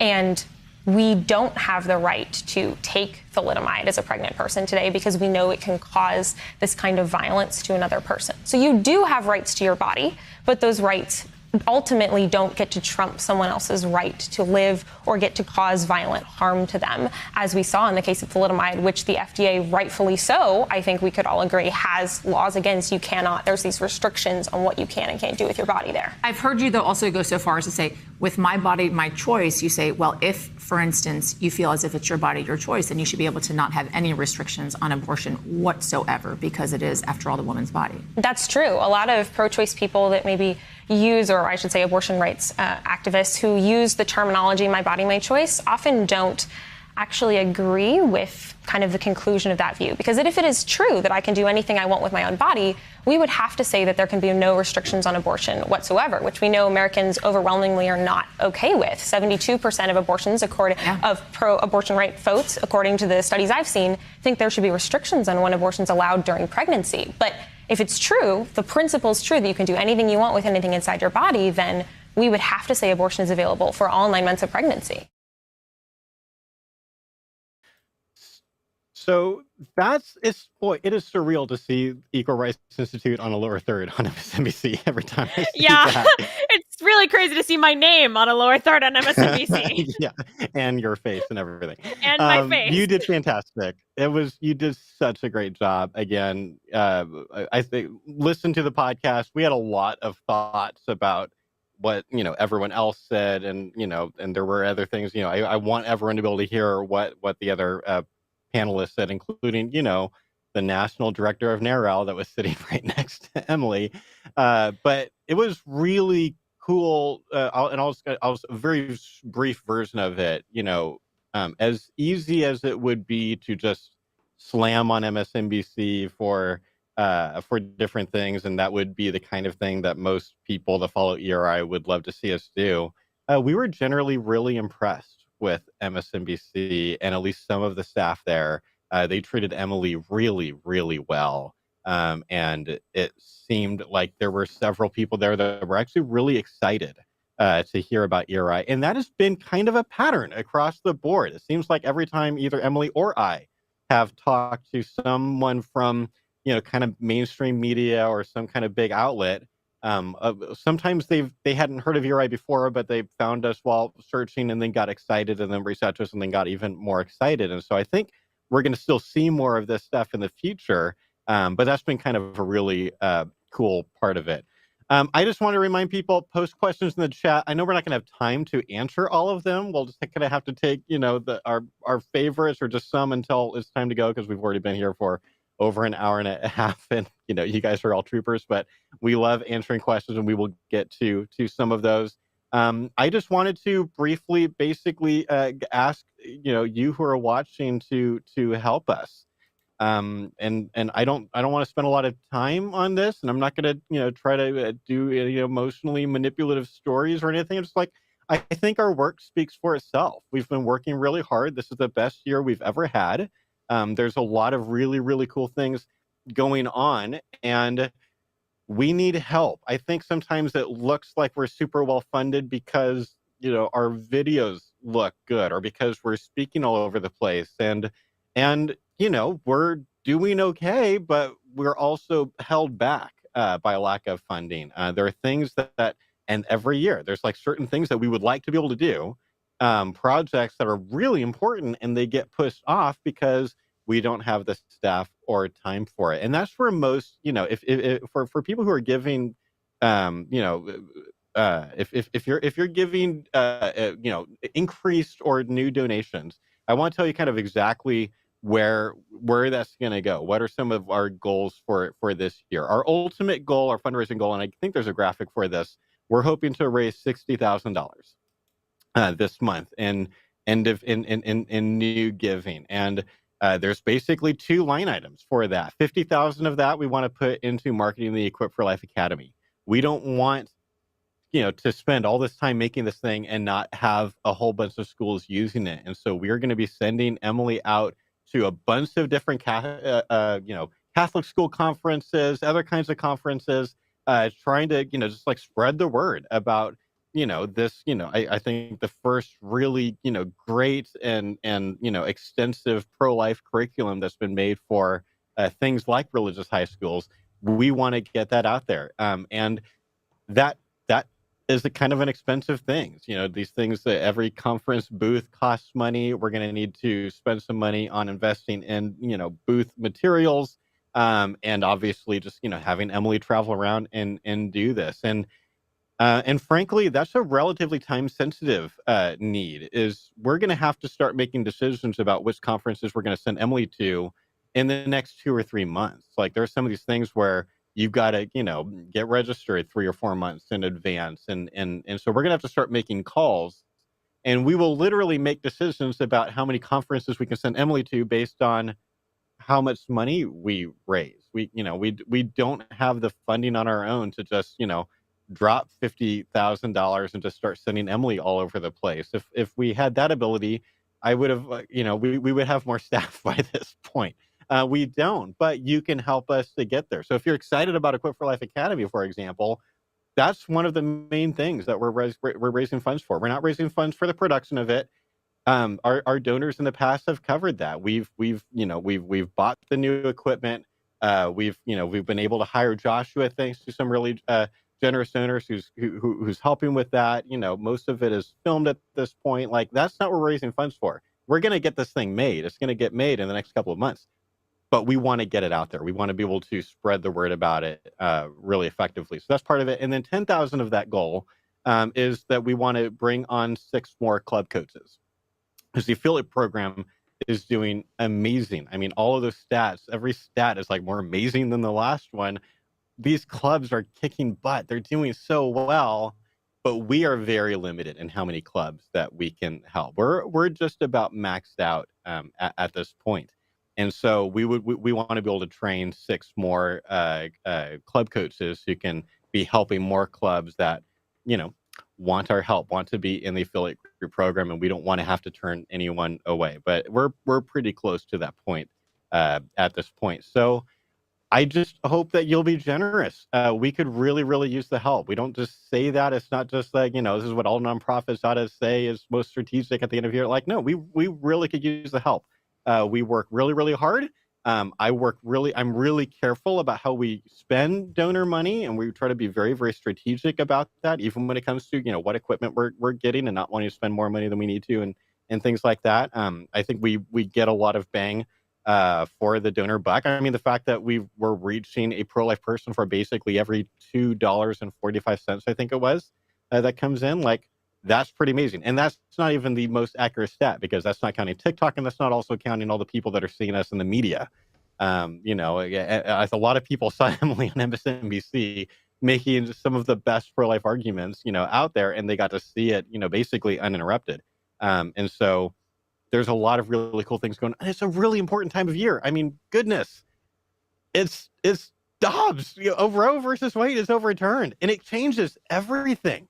It changes so much that every time I'm hanging out with pro-life leaders lately, like, we're all kind of talking about, like, we're in, like, I've heard sometimes people call it, like, pro-life 3.0. Like, literally, it's a new phase. And sometimes people have kind of used the analogy, like, the pro-life movement now is kind of like the dog that finally catches the car and then is like, what now? There's some accuracy to that. Most pro-life leaders, myself included, didn't think Roe was going to get overturned until late last year. And so, yeah, we're trying to figure that out. And a lot of what's going on behind the scenes that is not, or at least some of it is not very public right now, is we're working behind the scenes with pro-life groups to try to help optimize the entire pro-life movement in this completely new post-Roe reality. I gave a talk at Wisconsin Right to Life that I will probably end up putting out at some point, or maybe we'll record it again somewhere else. But, I did a talk on, like, here's kind of the big things the pro-life movement ought to be doing, as well as 4 unforced errors that we should be trying to avoid. I also talk about that in a podcast that's going to be coming out sometime early next year. And so, we can talk, we'll be talking about that. But that's stuff that we've been talking with pro-life groups about a lot for the last 6 months. There's kind of a cool thing going on too, where I know, like, some of our followers have known that at ERI we've always kind of had this dual strategy. We've had this bottom up strategy and a top down strategy. And, like, the bottom up is we're trying to work with, like, the new generation of pro-life people. We want to train them to respond to these arguments as well as they can. We want to try to help them avoid bad habits before they even start to build or make those habits, and so that's obviously a huge part of what we do. But also, we sometimes try to help influence current pro-life leaders, so that if you can help one pro-life leader to be more effective, and then that affects the way that they talk about pro-life and teach pro-life to their sphere of influence, then you're having a big impact on the movement. And that's generally been a harder thing for us to see good results from. It's a little bit harder to get someone who, and understandably, who's been doing pro-life work for 3 or 4 decades to adjust the way that they talk about things or whatever, and that's understandable. And it's still something that we try. But there's something kind of positive, and it's actually not an idea that I had. It's an idea that is so good that I was kind of mad that I didn't think of it. But I was hanging out with a friend of mine. I'm not going to say who it is, because this was a private conversation, and I don't know if she would care, but I'm just not going to say who it was. But it's someone who's been in the pro-life movement for a long time. I see a really interesting thought about how now some pro-life leaders, or even just generally speaking, pro-life people who've been a little bit less interested in adjusting their techniques some of them are a lot more open now. Because everyone kind of understands, not everyone, but a lot of people understand that this pro-life 3.0 thing, like, we're in new territory. So, like, our past experience, like the stuff that we were doing, like the strategies, tactics in the past, like, some of that is just not going to translate now. So now they're more open-minded to maybe some more effective ways to do things. So we are working both directions and trying to help optimize the movement in a post-Roe time. This is a fragile time for the pro-life movement. Like, I kind of talk about something, culture and laws are these two different things, and they tend to, affect each other. Sometimes laws go a little bit before culture, and then culture catches up, and sometimes culture goes a bit before the laws, and then the laws change. But typically, historically speaking, when one goes really far in front of the other, it doesn't always last as long. And this is kind of the situation the pro-life movement is just in right now. Generally speaking, the public was not in favor of Roe being overturned. They were in favor of more restrictions on abortion. but they were not in favor of there being, some states where first trimester abortions aren't even legal. That's just not generally where most Americans are at. But that happened because the pro-choice side made this a Supreme Court issue in 73, and it's been Supreme Court chess ever since. And now the Supreme Court has basically said we want to be out of the abortion game. Like, let's have this go back to the states the way that maybe it should have been the entire time. And so we're working to try to help the pro-life movement in this time where the culture is not super excited about the pro-life movement. It's a really great time for us to be trying to help people learn, here's how to speak effectively about this. Here are the arguments we found to be the most persuasive with secular, young, pro-choice people. Here are a bunch of mistakes to avoid. And here's how to be the most effective. And so we're doing that. We're going to keep on doing that. I want next year to be even better than this year, but we could really use your help to do that. And so I just would hope that you just be generous. If you can be generous, if you're excited about what we're doing, we could use more help. And I really, really appreciate all of our current donors who have made everything that we've done up until now possible, because it really, really wouldn't be possible without them. Okay, that's my pitch. Let's go to Q&A. Tim, come on back, and why don't you kind of MC this Q&A session? I haven't even seen most of the questions that have come in, so this is going to be you to lead this. This is going to be fun. Well, kind of. So this had come up several times, but we'll throw Jim's up here. I don't think we have a link to the Denmark conversation that Emily was talking about. Emily or Andrew, do you want to confirm that real quick? Do we have a link to that conversation? Correct. I don't have No. a still currently link to that. I was able to watch it right after it happened. I can reach out to my group and see if they have any sort of archived version of it. Would love to be able to send that out to people if I can locate it. But to my knowledge, I'm not able to get that anymore, unfortunately. Okay. Yeah, I spent the last 20 minutes trying to find it, but it's hard to look for it because I don't speak Danish. Well, So- come on, slacker. Seriously, Andrew. I mean, you had at least 19 minutes Andrew. to learn Danish. Seriously. Some of the questions that came in, we appreciate all the questions that came in, but some of them we hope were answered, so we might not necessarily address those. We talked. Some of the questions were about when the Equip for Life course or when the Equip for Life Academy will be available. So we kind of talked about that already. Some of them asked about the link to that promo video, so that's not going out just quite yet. So hopefully we addressed some of those questions. I'll probably go out something like maybe March or April, like a final version of that, when we're ready to start promoting this and we have something somewhere we can send people to who are interested in it, after we've gotten some of the endorsements in from the first teachers or religious groups who get a chance to preview it. Like, at that point we'll put out the trailer, but for now you got to see it this morning, so you get a sense of what it's going to be. And after we get to add some final elements that we're not even going to be able to have until early next year, we're not going to put a draft of it on YouTube now and then put a slightly modified, improved version of the same thing later. I think that would be kind of lame. So next year it's going to be out. Okay, so I'm going to try to prioritize questions that dealt with some of the stuff that we talked about here. So one of them, I think this is great, from Ron Cole. He asked the question, are there any materials just for teachers that prepare them for the questions their student might challenge them with in that the academy? Andrew, I want to toss that to you first, because you've been working on a really big document that I think is going to be helpful for teachers there and going a little bit deeper. And then I have some thoughts too. But Andrew first. Okay, so this part that Emily's alluding to, I think, is a not a total part, not a complete answer to this, but Right. We make references to different things throughout the course that we're not going into detail on, but we have a lot of different sources that we wanted to show somewhere so that people know that we have a paper trail. We're not just making things up. The students don't need to know that this quotation is coming from Juvenal's Sixth Satire. It doesn't matter, but it's good for people to know that, to be able to read, these are the primary source documents that we might be referencing. These are the different views that are being presented, the accounts for, say, what Calvin is saying on something as opposed to what Augustine is saying on something in some of the supplemental material. And so we're going to have basically a giant source list that is showing our work on a lot of those things. It basically enables teachers to go and do that extra research for any particular areas that their students are showing extra interest in. If students are curious about a particular claim that's made, whether it's biological or historical, teachers then know where to go look to find the rest of that information.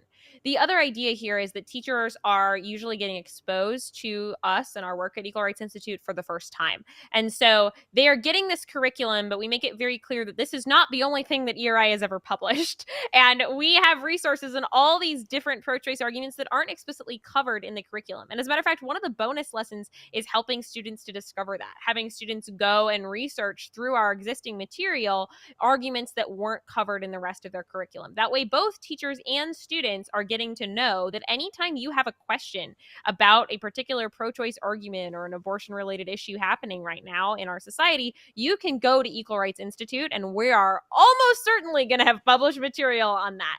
And so we want to make sure people kind of know that we are just a permanent resource for them, not just in the Equip for Life Academy setting. So really, this curriculum is meant as an introduction to Equal Rights Institute in many ways for these teachers, and they can go there, they can come to us and come to our existing blog for extra answers to maybe deeper questions that a few of their students who are maybe more thoughtful or have thought about abortion a little bit more than the average student, they might come up with some of those harder questions, and we've got materials for teachers where they can get answers.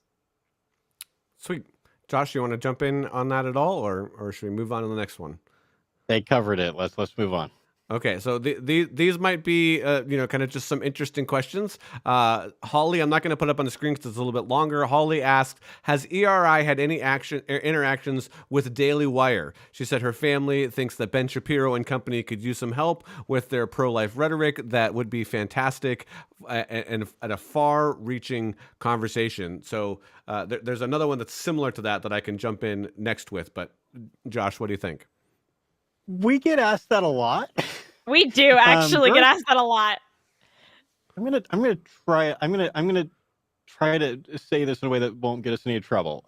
But for sure, if people pay close attention to comments that people post on like our YouTube videos or things, sometimes you will just see people publicly asking, for example, me to do like react videos to certain like pro-life leaders. And there's certain names that come up more often than others, and I'm not going to say what those are, but you can if you pay attention to pro-life speakers and then contrast that with our stuff, you can do the math. Emily was at a pro-life event recently. I still won't say the speaker, but there was a speaker who's very different than us. And how many people came up to you after that just like wanted to try to get your reaction? So many. It was like, so many people in the audience had recognized me, knew me from TikTok, and wanted my thoughts on the pro-life speaker that had just spoke that we had all listened to. And that is a very difficult situation to be in, to be asked to give thoughts on another pro-life speaker who doesn't do things in the way that we do.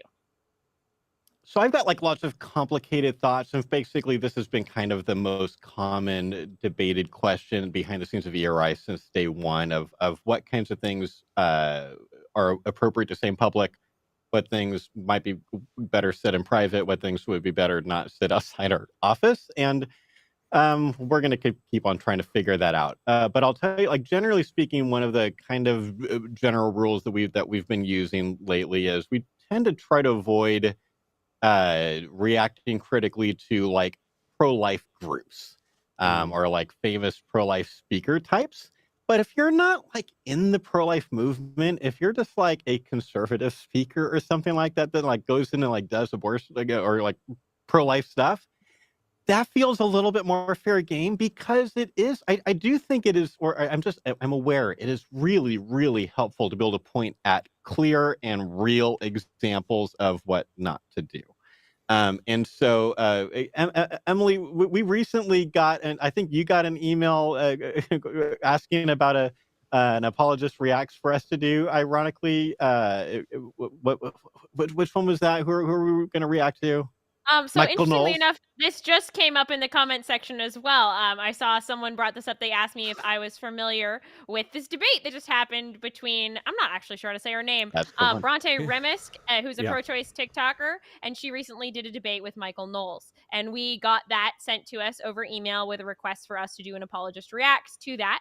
because there was a lot of things that pro-life people were seeing Michael Knowles do that they wanted our thoughts on. So that was a conversation Josh and I just had. And I said, "Yep, I'm totally doing that." I don't feel like Michael Knowles is like in the pro-life movement. I think he's kind of fair game. And we came up with like a really nice way to do it. You know, it's a 2.5-hour debate. So I was like, It is. how are we going to do an apologist reacts to that? And so Emily is going to watch the entire thing for me, and we're going to have her pick out the 5 best Michael Knowles moments. So like I can give some like positive, like here's some cool things that he's doing well. And then also 5 of the worst, like probably some of the reasons that people keep on asking us to react to this debate. We're going to do both of those things. And we will be, we'll be respectful, but at the same time, sometimes this stuff kind of makes my head explode.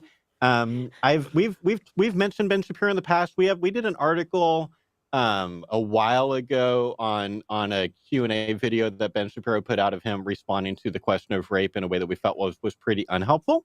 And so we wrote a piece about that. But then I also did an apologist reacts in the last year to a different Ben Shapiro video, and generally speaking, I was pretty positive, and there wasn't a lot that I would have done way differently. So, I've got mixed feelings about Ben Shapiro in the sense I think he's super smart. Like he's smarter than a lot of people would think. He is very, very he's studied a lot of philosophy. He's not just like a famous speaker, like YouTube guy. He's really, really smart. But he would also be the first to tell you, and he has said this publicly many times. So I'm not talking out of school. He knows he is very snarky.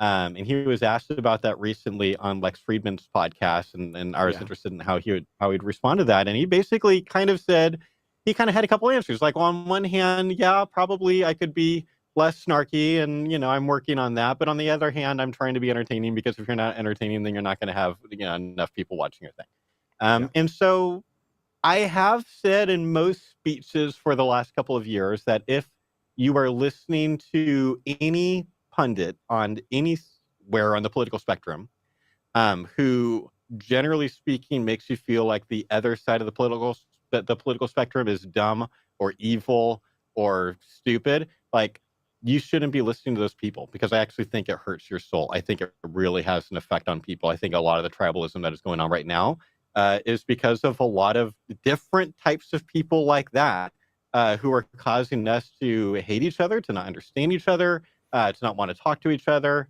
There's other things too, but yeah, I'm concerned about the unintended negative effect that some of the Daily Wire folks are having, and yet I sometimes agree with them politically, sometimes I don't. But yeah, that's what I have to say about that. So we have one more question that I think we'll go to. I think everything else we've pretty much covered. I will say this. I've got a few from my wife that I'll throw in, actually, as he texted me. I watched that conversation with Michael Knowles, and I'll say this. So it's a slight spoiler. Maybe you'll pick it up when you do your thing. But I felt like it was one of those conversations that the other person felt like they just had to disagree because they had to disagree with the other. Like, they would find the littlest thing. There could have been so much common ground, and they would pick out the one. And they both did it now for like 2 hours. I was like, oh my god.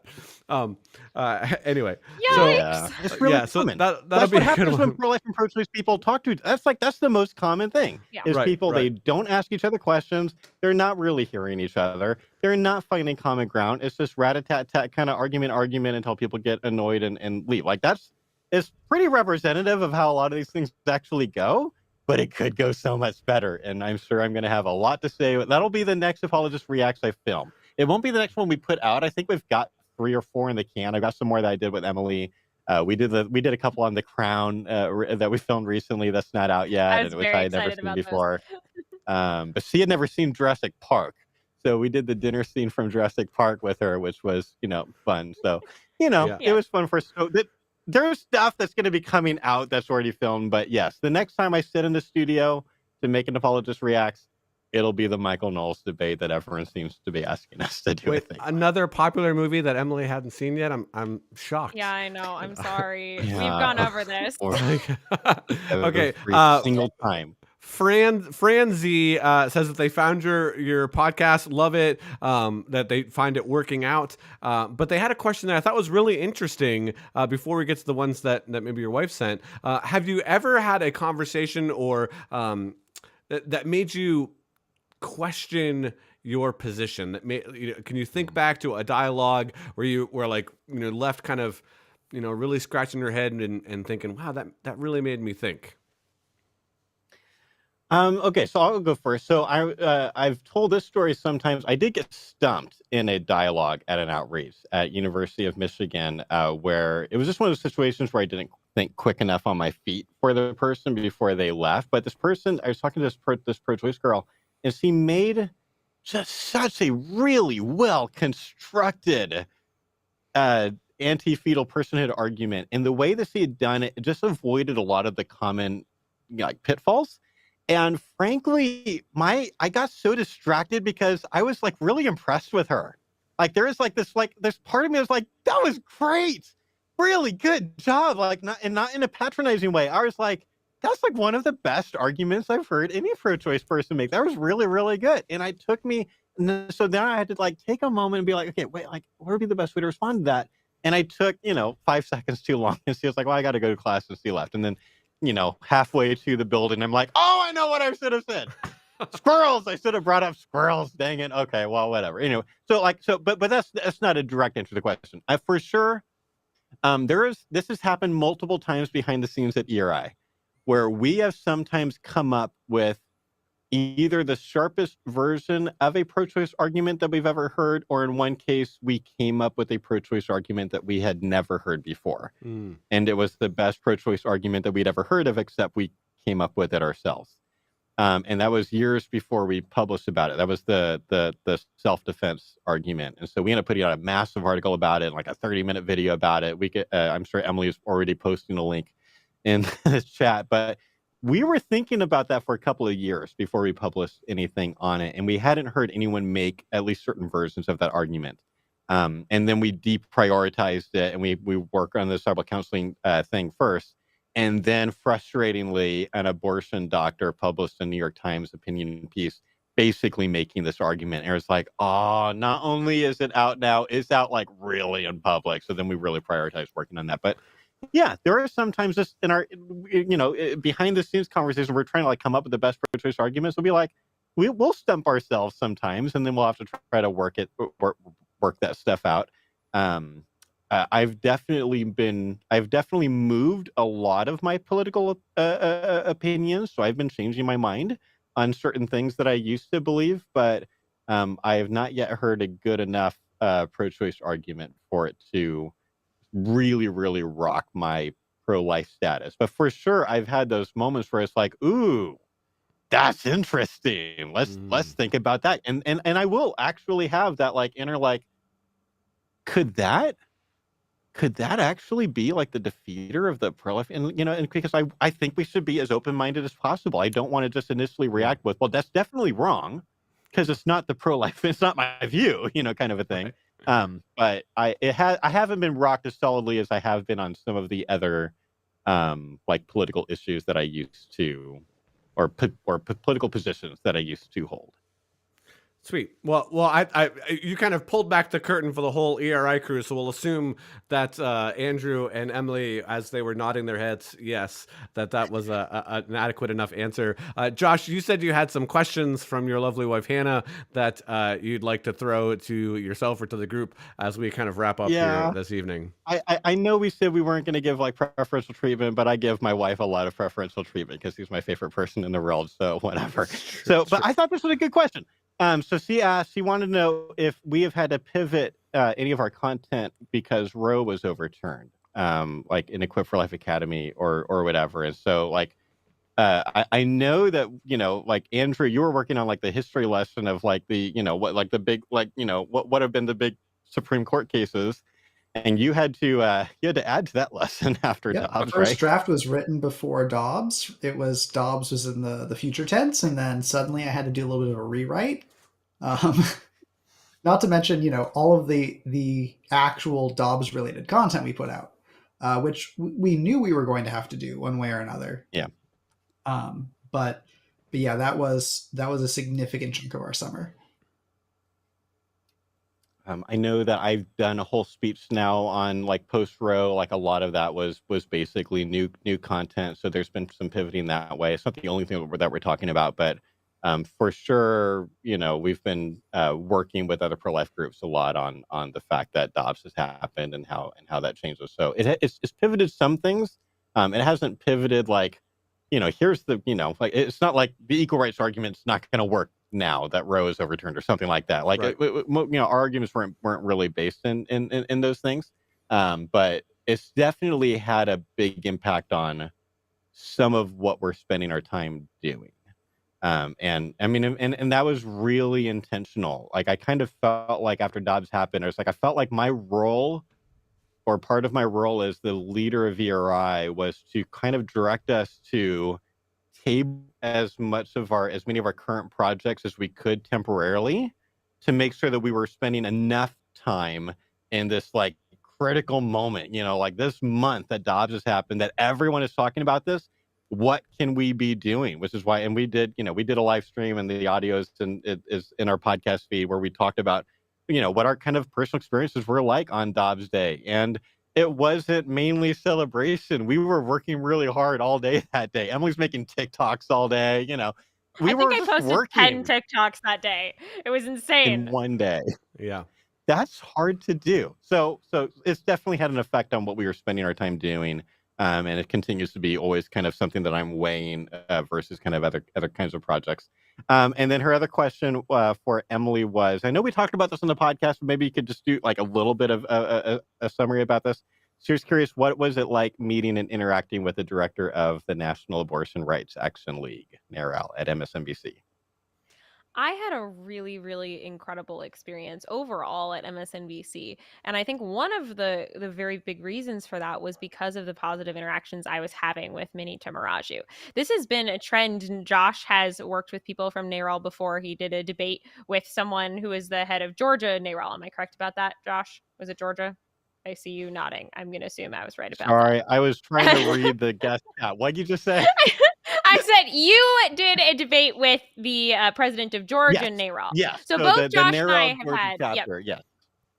And so both Josh and I have had experiences with people from NARAL before, and we now have a trend of 100% of ERI's experiences with NARAL have been extremely positive. Obviously, Minnie and I disagree about many things, and we went back and forth on camera, and you can watch that if you watch the full segment on the MSNBC website, or if you listen to it in our podcast when we play the entire recording. However, Minnie was always extremely civil to me, and as a matter of fact, I think my favorite story from that entire day is the fact that the main photo we have of me on MSNBC, it's a behind the scenes photo. It is the thumbnail for that podcast. It is my cover photo on my Emily Albrecht Pro-Life Advocate Facebook page. Like, it is everywhere. This back behind the scenes photo of me sitting on this panel on MSNBC was actually taken by her executive assistant. So the executive assistant at NARAL was there as her assistant the day of the actual interview. And while we were all on set doing it, she took this really nice photo of us. And afterwards, she showed it to Minnie. And Minnie took a look. Her first reaction was, "Oh my gosh, Emily, come over here. You need to see this photo. You look so good in it." And she asked me, "Hey, do you want me to send you this photo? I'm sure your organization would really appreciate having it." And I was like, yes, we would. Thank you so much. And so she sent over this photo to me. And the photo we used to advertise the fact I was on MSNBC was actually taken by NARAL.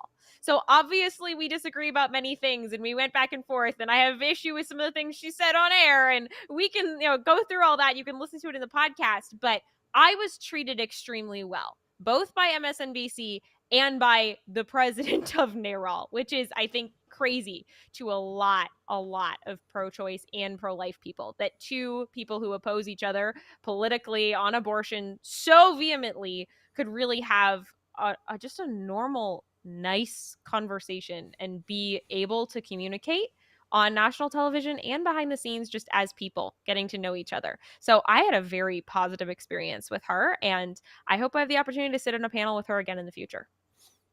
Well, fantastic. Emily, we'll stick with you for this last question.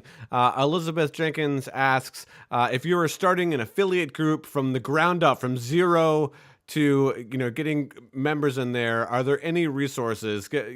Pull back the curtain on what resources to help somebody like Elizabeth build an affiliate group. Yes, there are so many resources, and our program is absolutely one of them. So, of those 37 clubs that we have right now, 12 of them did not exist prior to our program. In other words, I had 12 people apply to our program who had no pro-life club at all. When you fill out the application form, if you go to our main website, I'll throw a link in the chat as soon as I'm done talking to the application form, but it's on equalrightsinstitute.com. When you click the affiliate group tab, it'll take you straight there. And there's 2 tracks on that form. A track that says, I am the president of an existing pro-life club and I want to join your program. And there's another track to the form that says, I want to start a pro-life club. Please help. And we have had 12 people fill out that side of the application. And there are now 12 pro-life clubs that exist in this country that wouldn't have without our program. It's probably one of the things I'm proudest about the program is that we've been able to help these clubs start from absolutely nothing. So you can join the program even if you don't have a club, and your coach will work with you to learn how to recruit new members, to learn how to set up meetings, get people in the door, get people wanting to engage, really developing a mission statement and a branding for your group. So I've helped start college clubs, I've helped start high school clubs, and I've helped start community groups as well. So regardless of where you're at, if you're someone that wants to get our help getting something started, I would be more than happy to work with you. Please fill out that application. I will throw a link to that in the chat right now. Fantastic. Yeah. So we've covered a ton of ground. Josh made an appeal for donating. So, man, we are continually trying to raise that extra $60,000 for 2023. And you guys have a team of volunteers that continually are helping you guys do everything that you're doing. Mr. Leon asked about blogging. So if you guys want to talk about, maybe just a call for volunteers in addition to the financial donations, Andrew, do you want to talk about, where people might be able to plug in, or if that's a possibility, guest blogging, if you will? Sure. So we don't currently do kind of one-off guest blogs, but we do have different people who are have been in the past interns or volunteers who help us in a number of different ways. One of those ways is by writing blog articles. So anyone who volunteers in that kind of capacity, they work with someone on staff. So, for example, I would be working with writers on research, editing, developing writing voice or writing skills. And I just wanted to take this chance to say thank you to a lot of the different people who volunteer, who work in so many different ways to help us do what we do.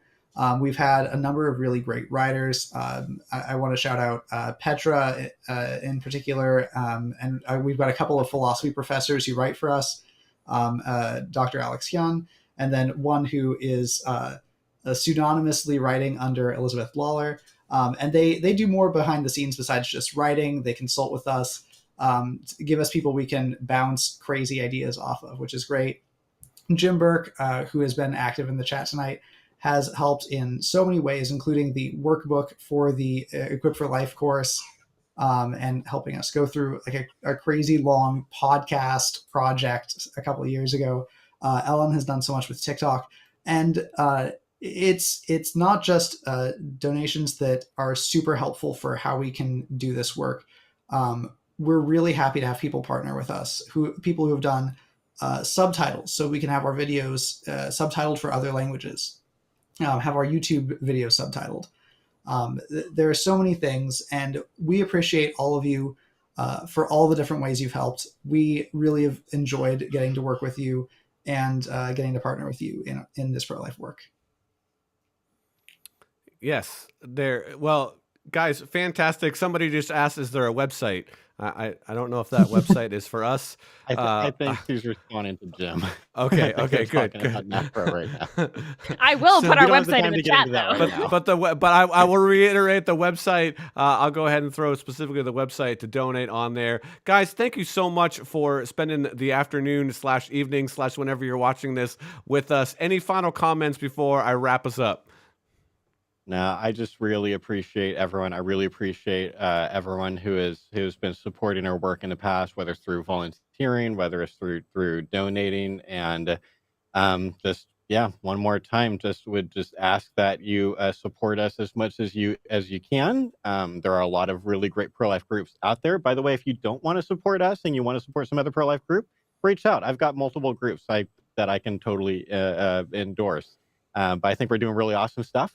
And we could do more awesome stuff if we had more funding. Like, that's literally a thing. Our entire staff can attest. When we look at the budget and we kind of figure out, like, there's a lot of times it's like, man, really wanted to get that done, but we can't because there's just only so many hours in the day. And we also work very hard to make sure everyone has a healthy work-life balance and healthy families and things like that. And so we're also not, letting people do 12-hour work days and things like that, because that wouldn't be sustainable. And so I'm just really, really grateful to everyone who has made it so that this can be our job, that we can spend, our life working on something that we're passionate about and something that we are that we care a lot about, and will hopefully, have an eternal impact. Fantastic. Well, I just want to say to the audience, thank you so much for joining us. If you had a chance already to let us know in the comments some of your thoughts about all of the content that we cover tonight. It was a lot of content. There's lots of good things going on. But if you are watching this on YouTube at a future date, would invite you to subscribe by clicking here, and you can check out this video over here. And we will see you next time on the live stream with ERI. Thank you so much for joining.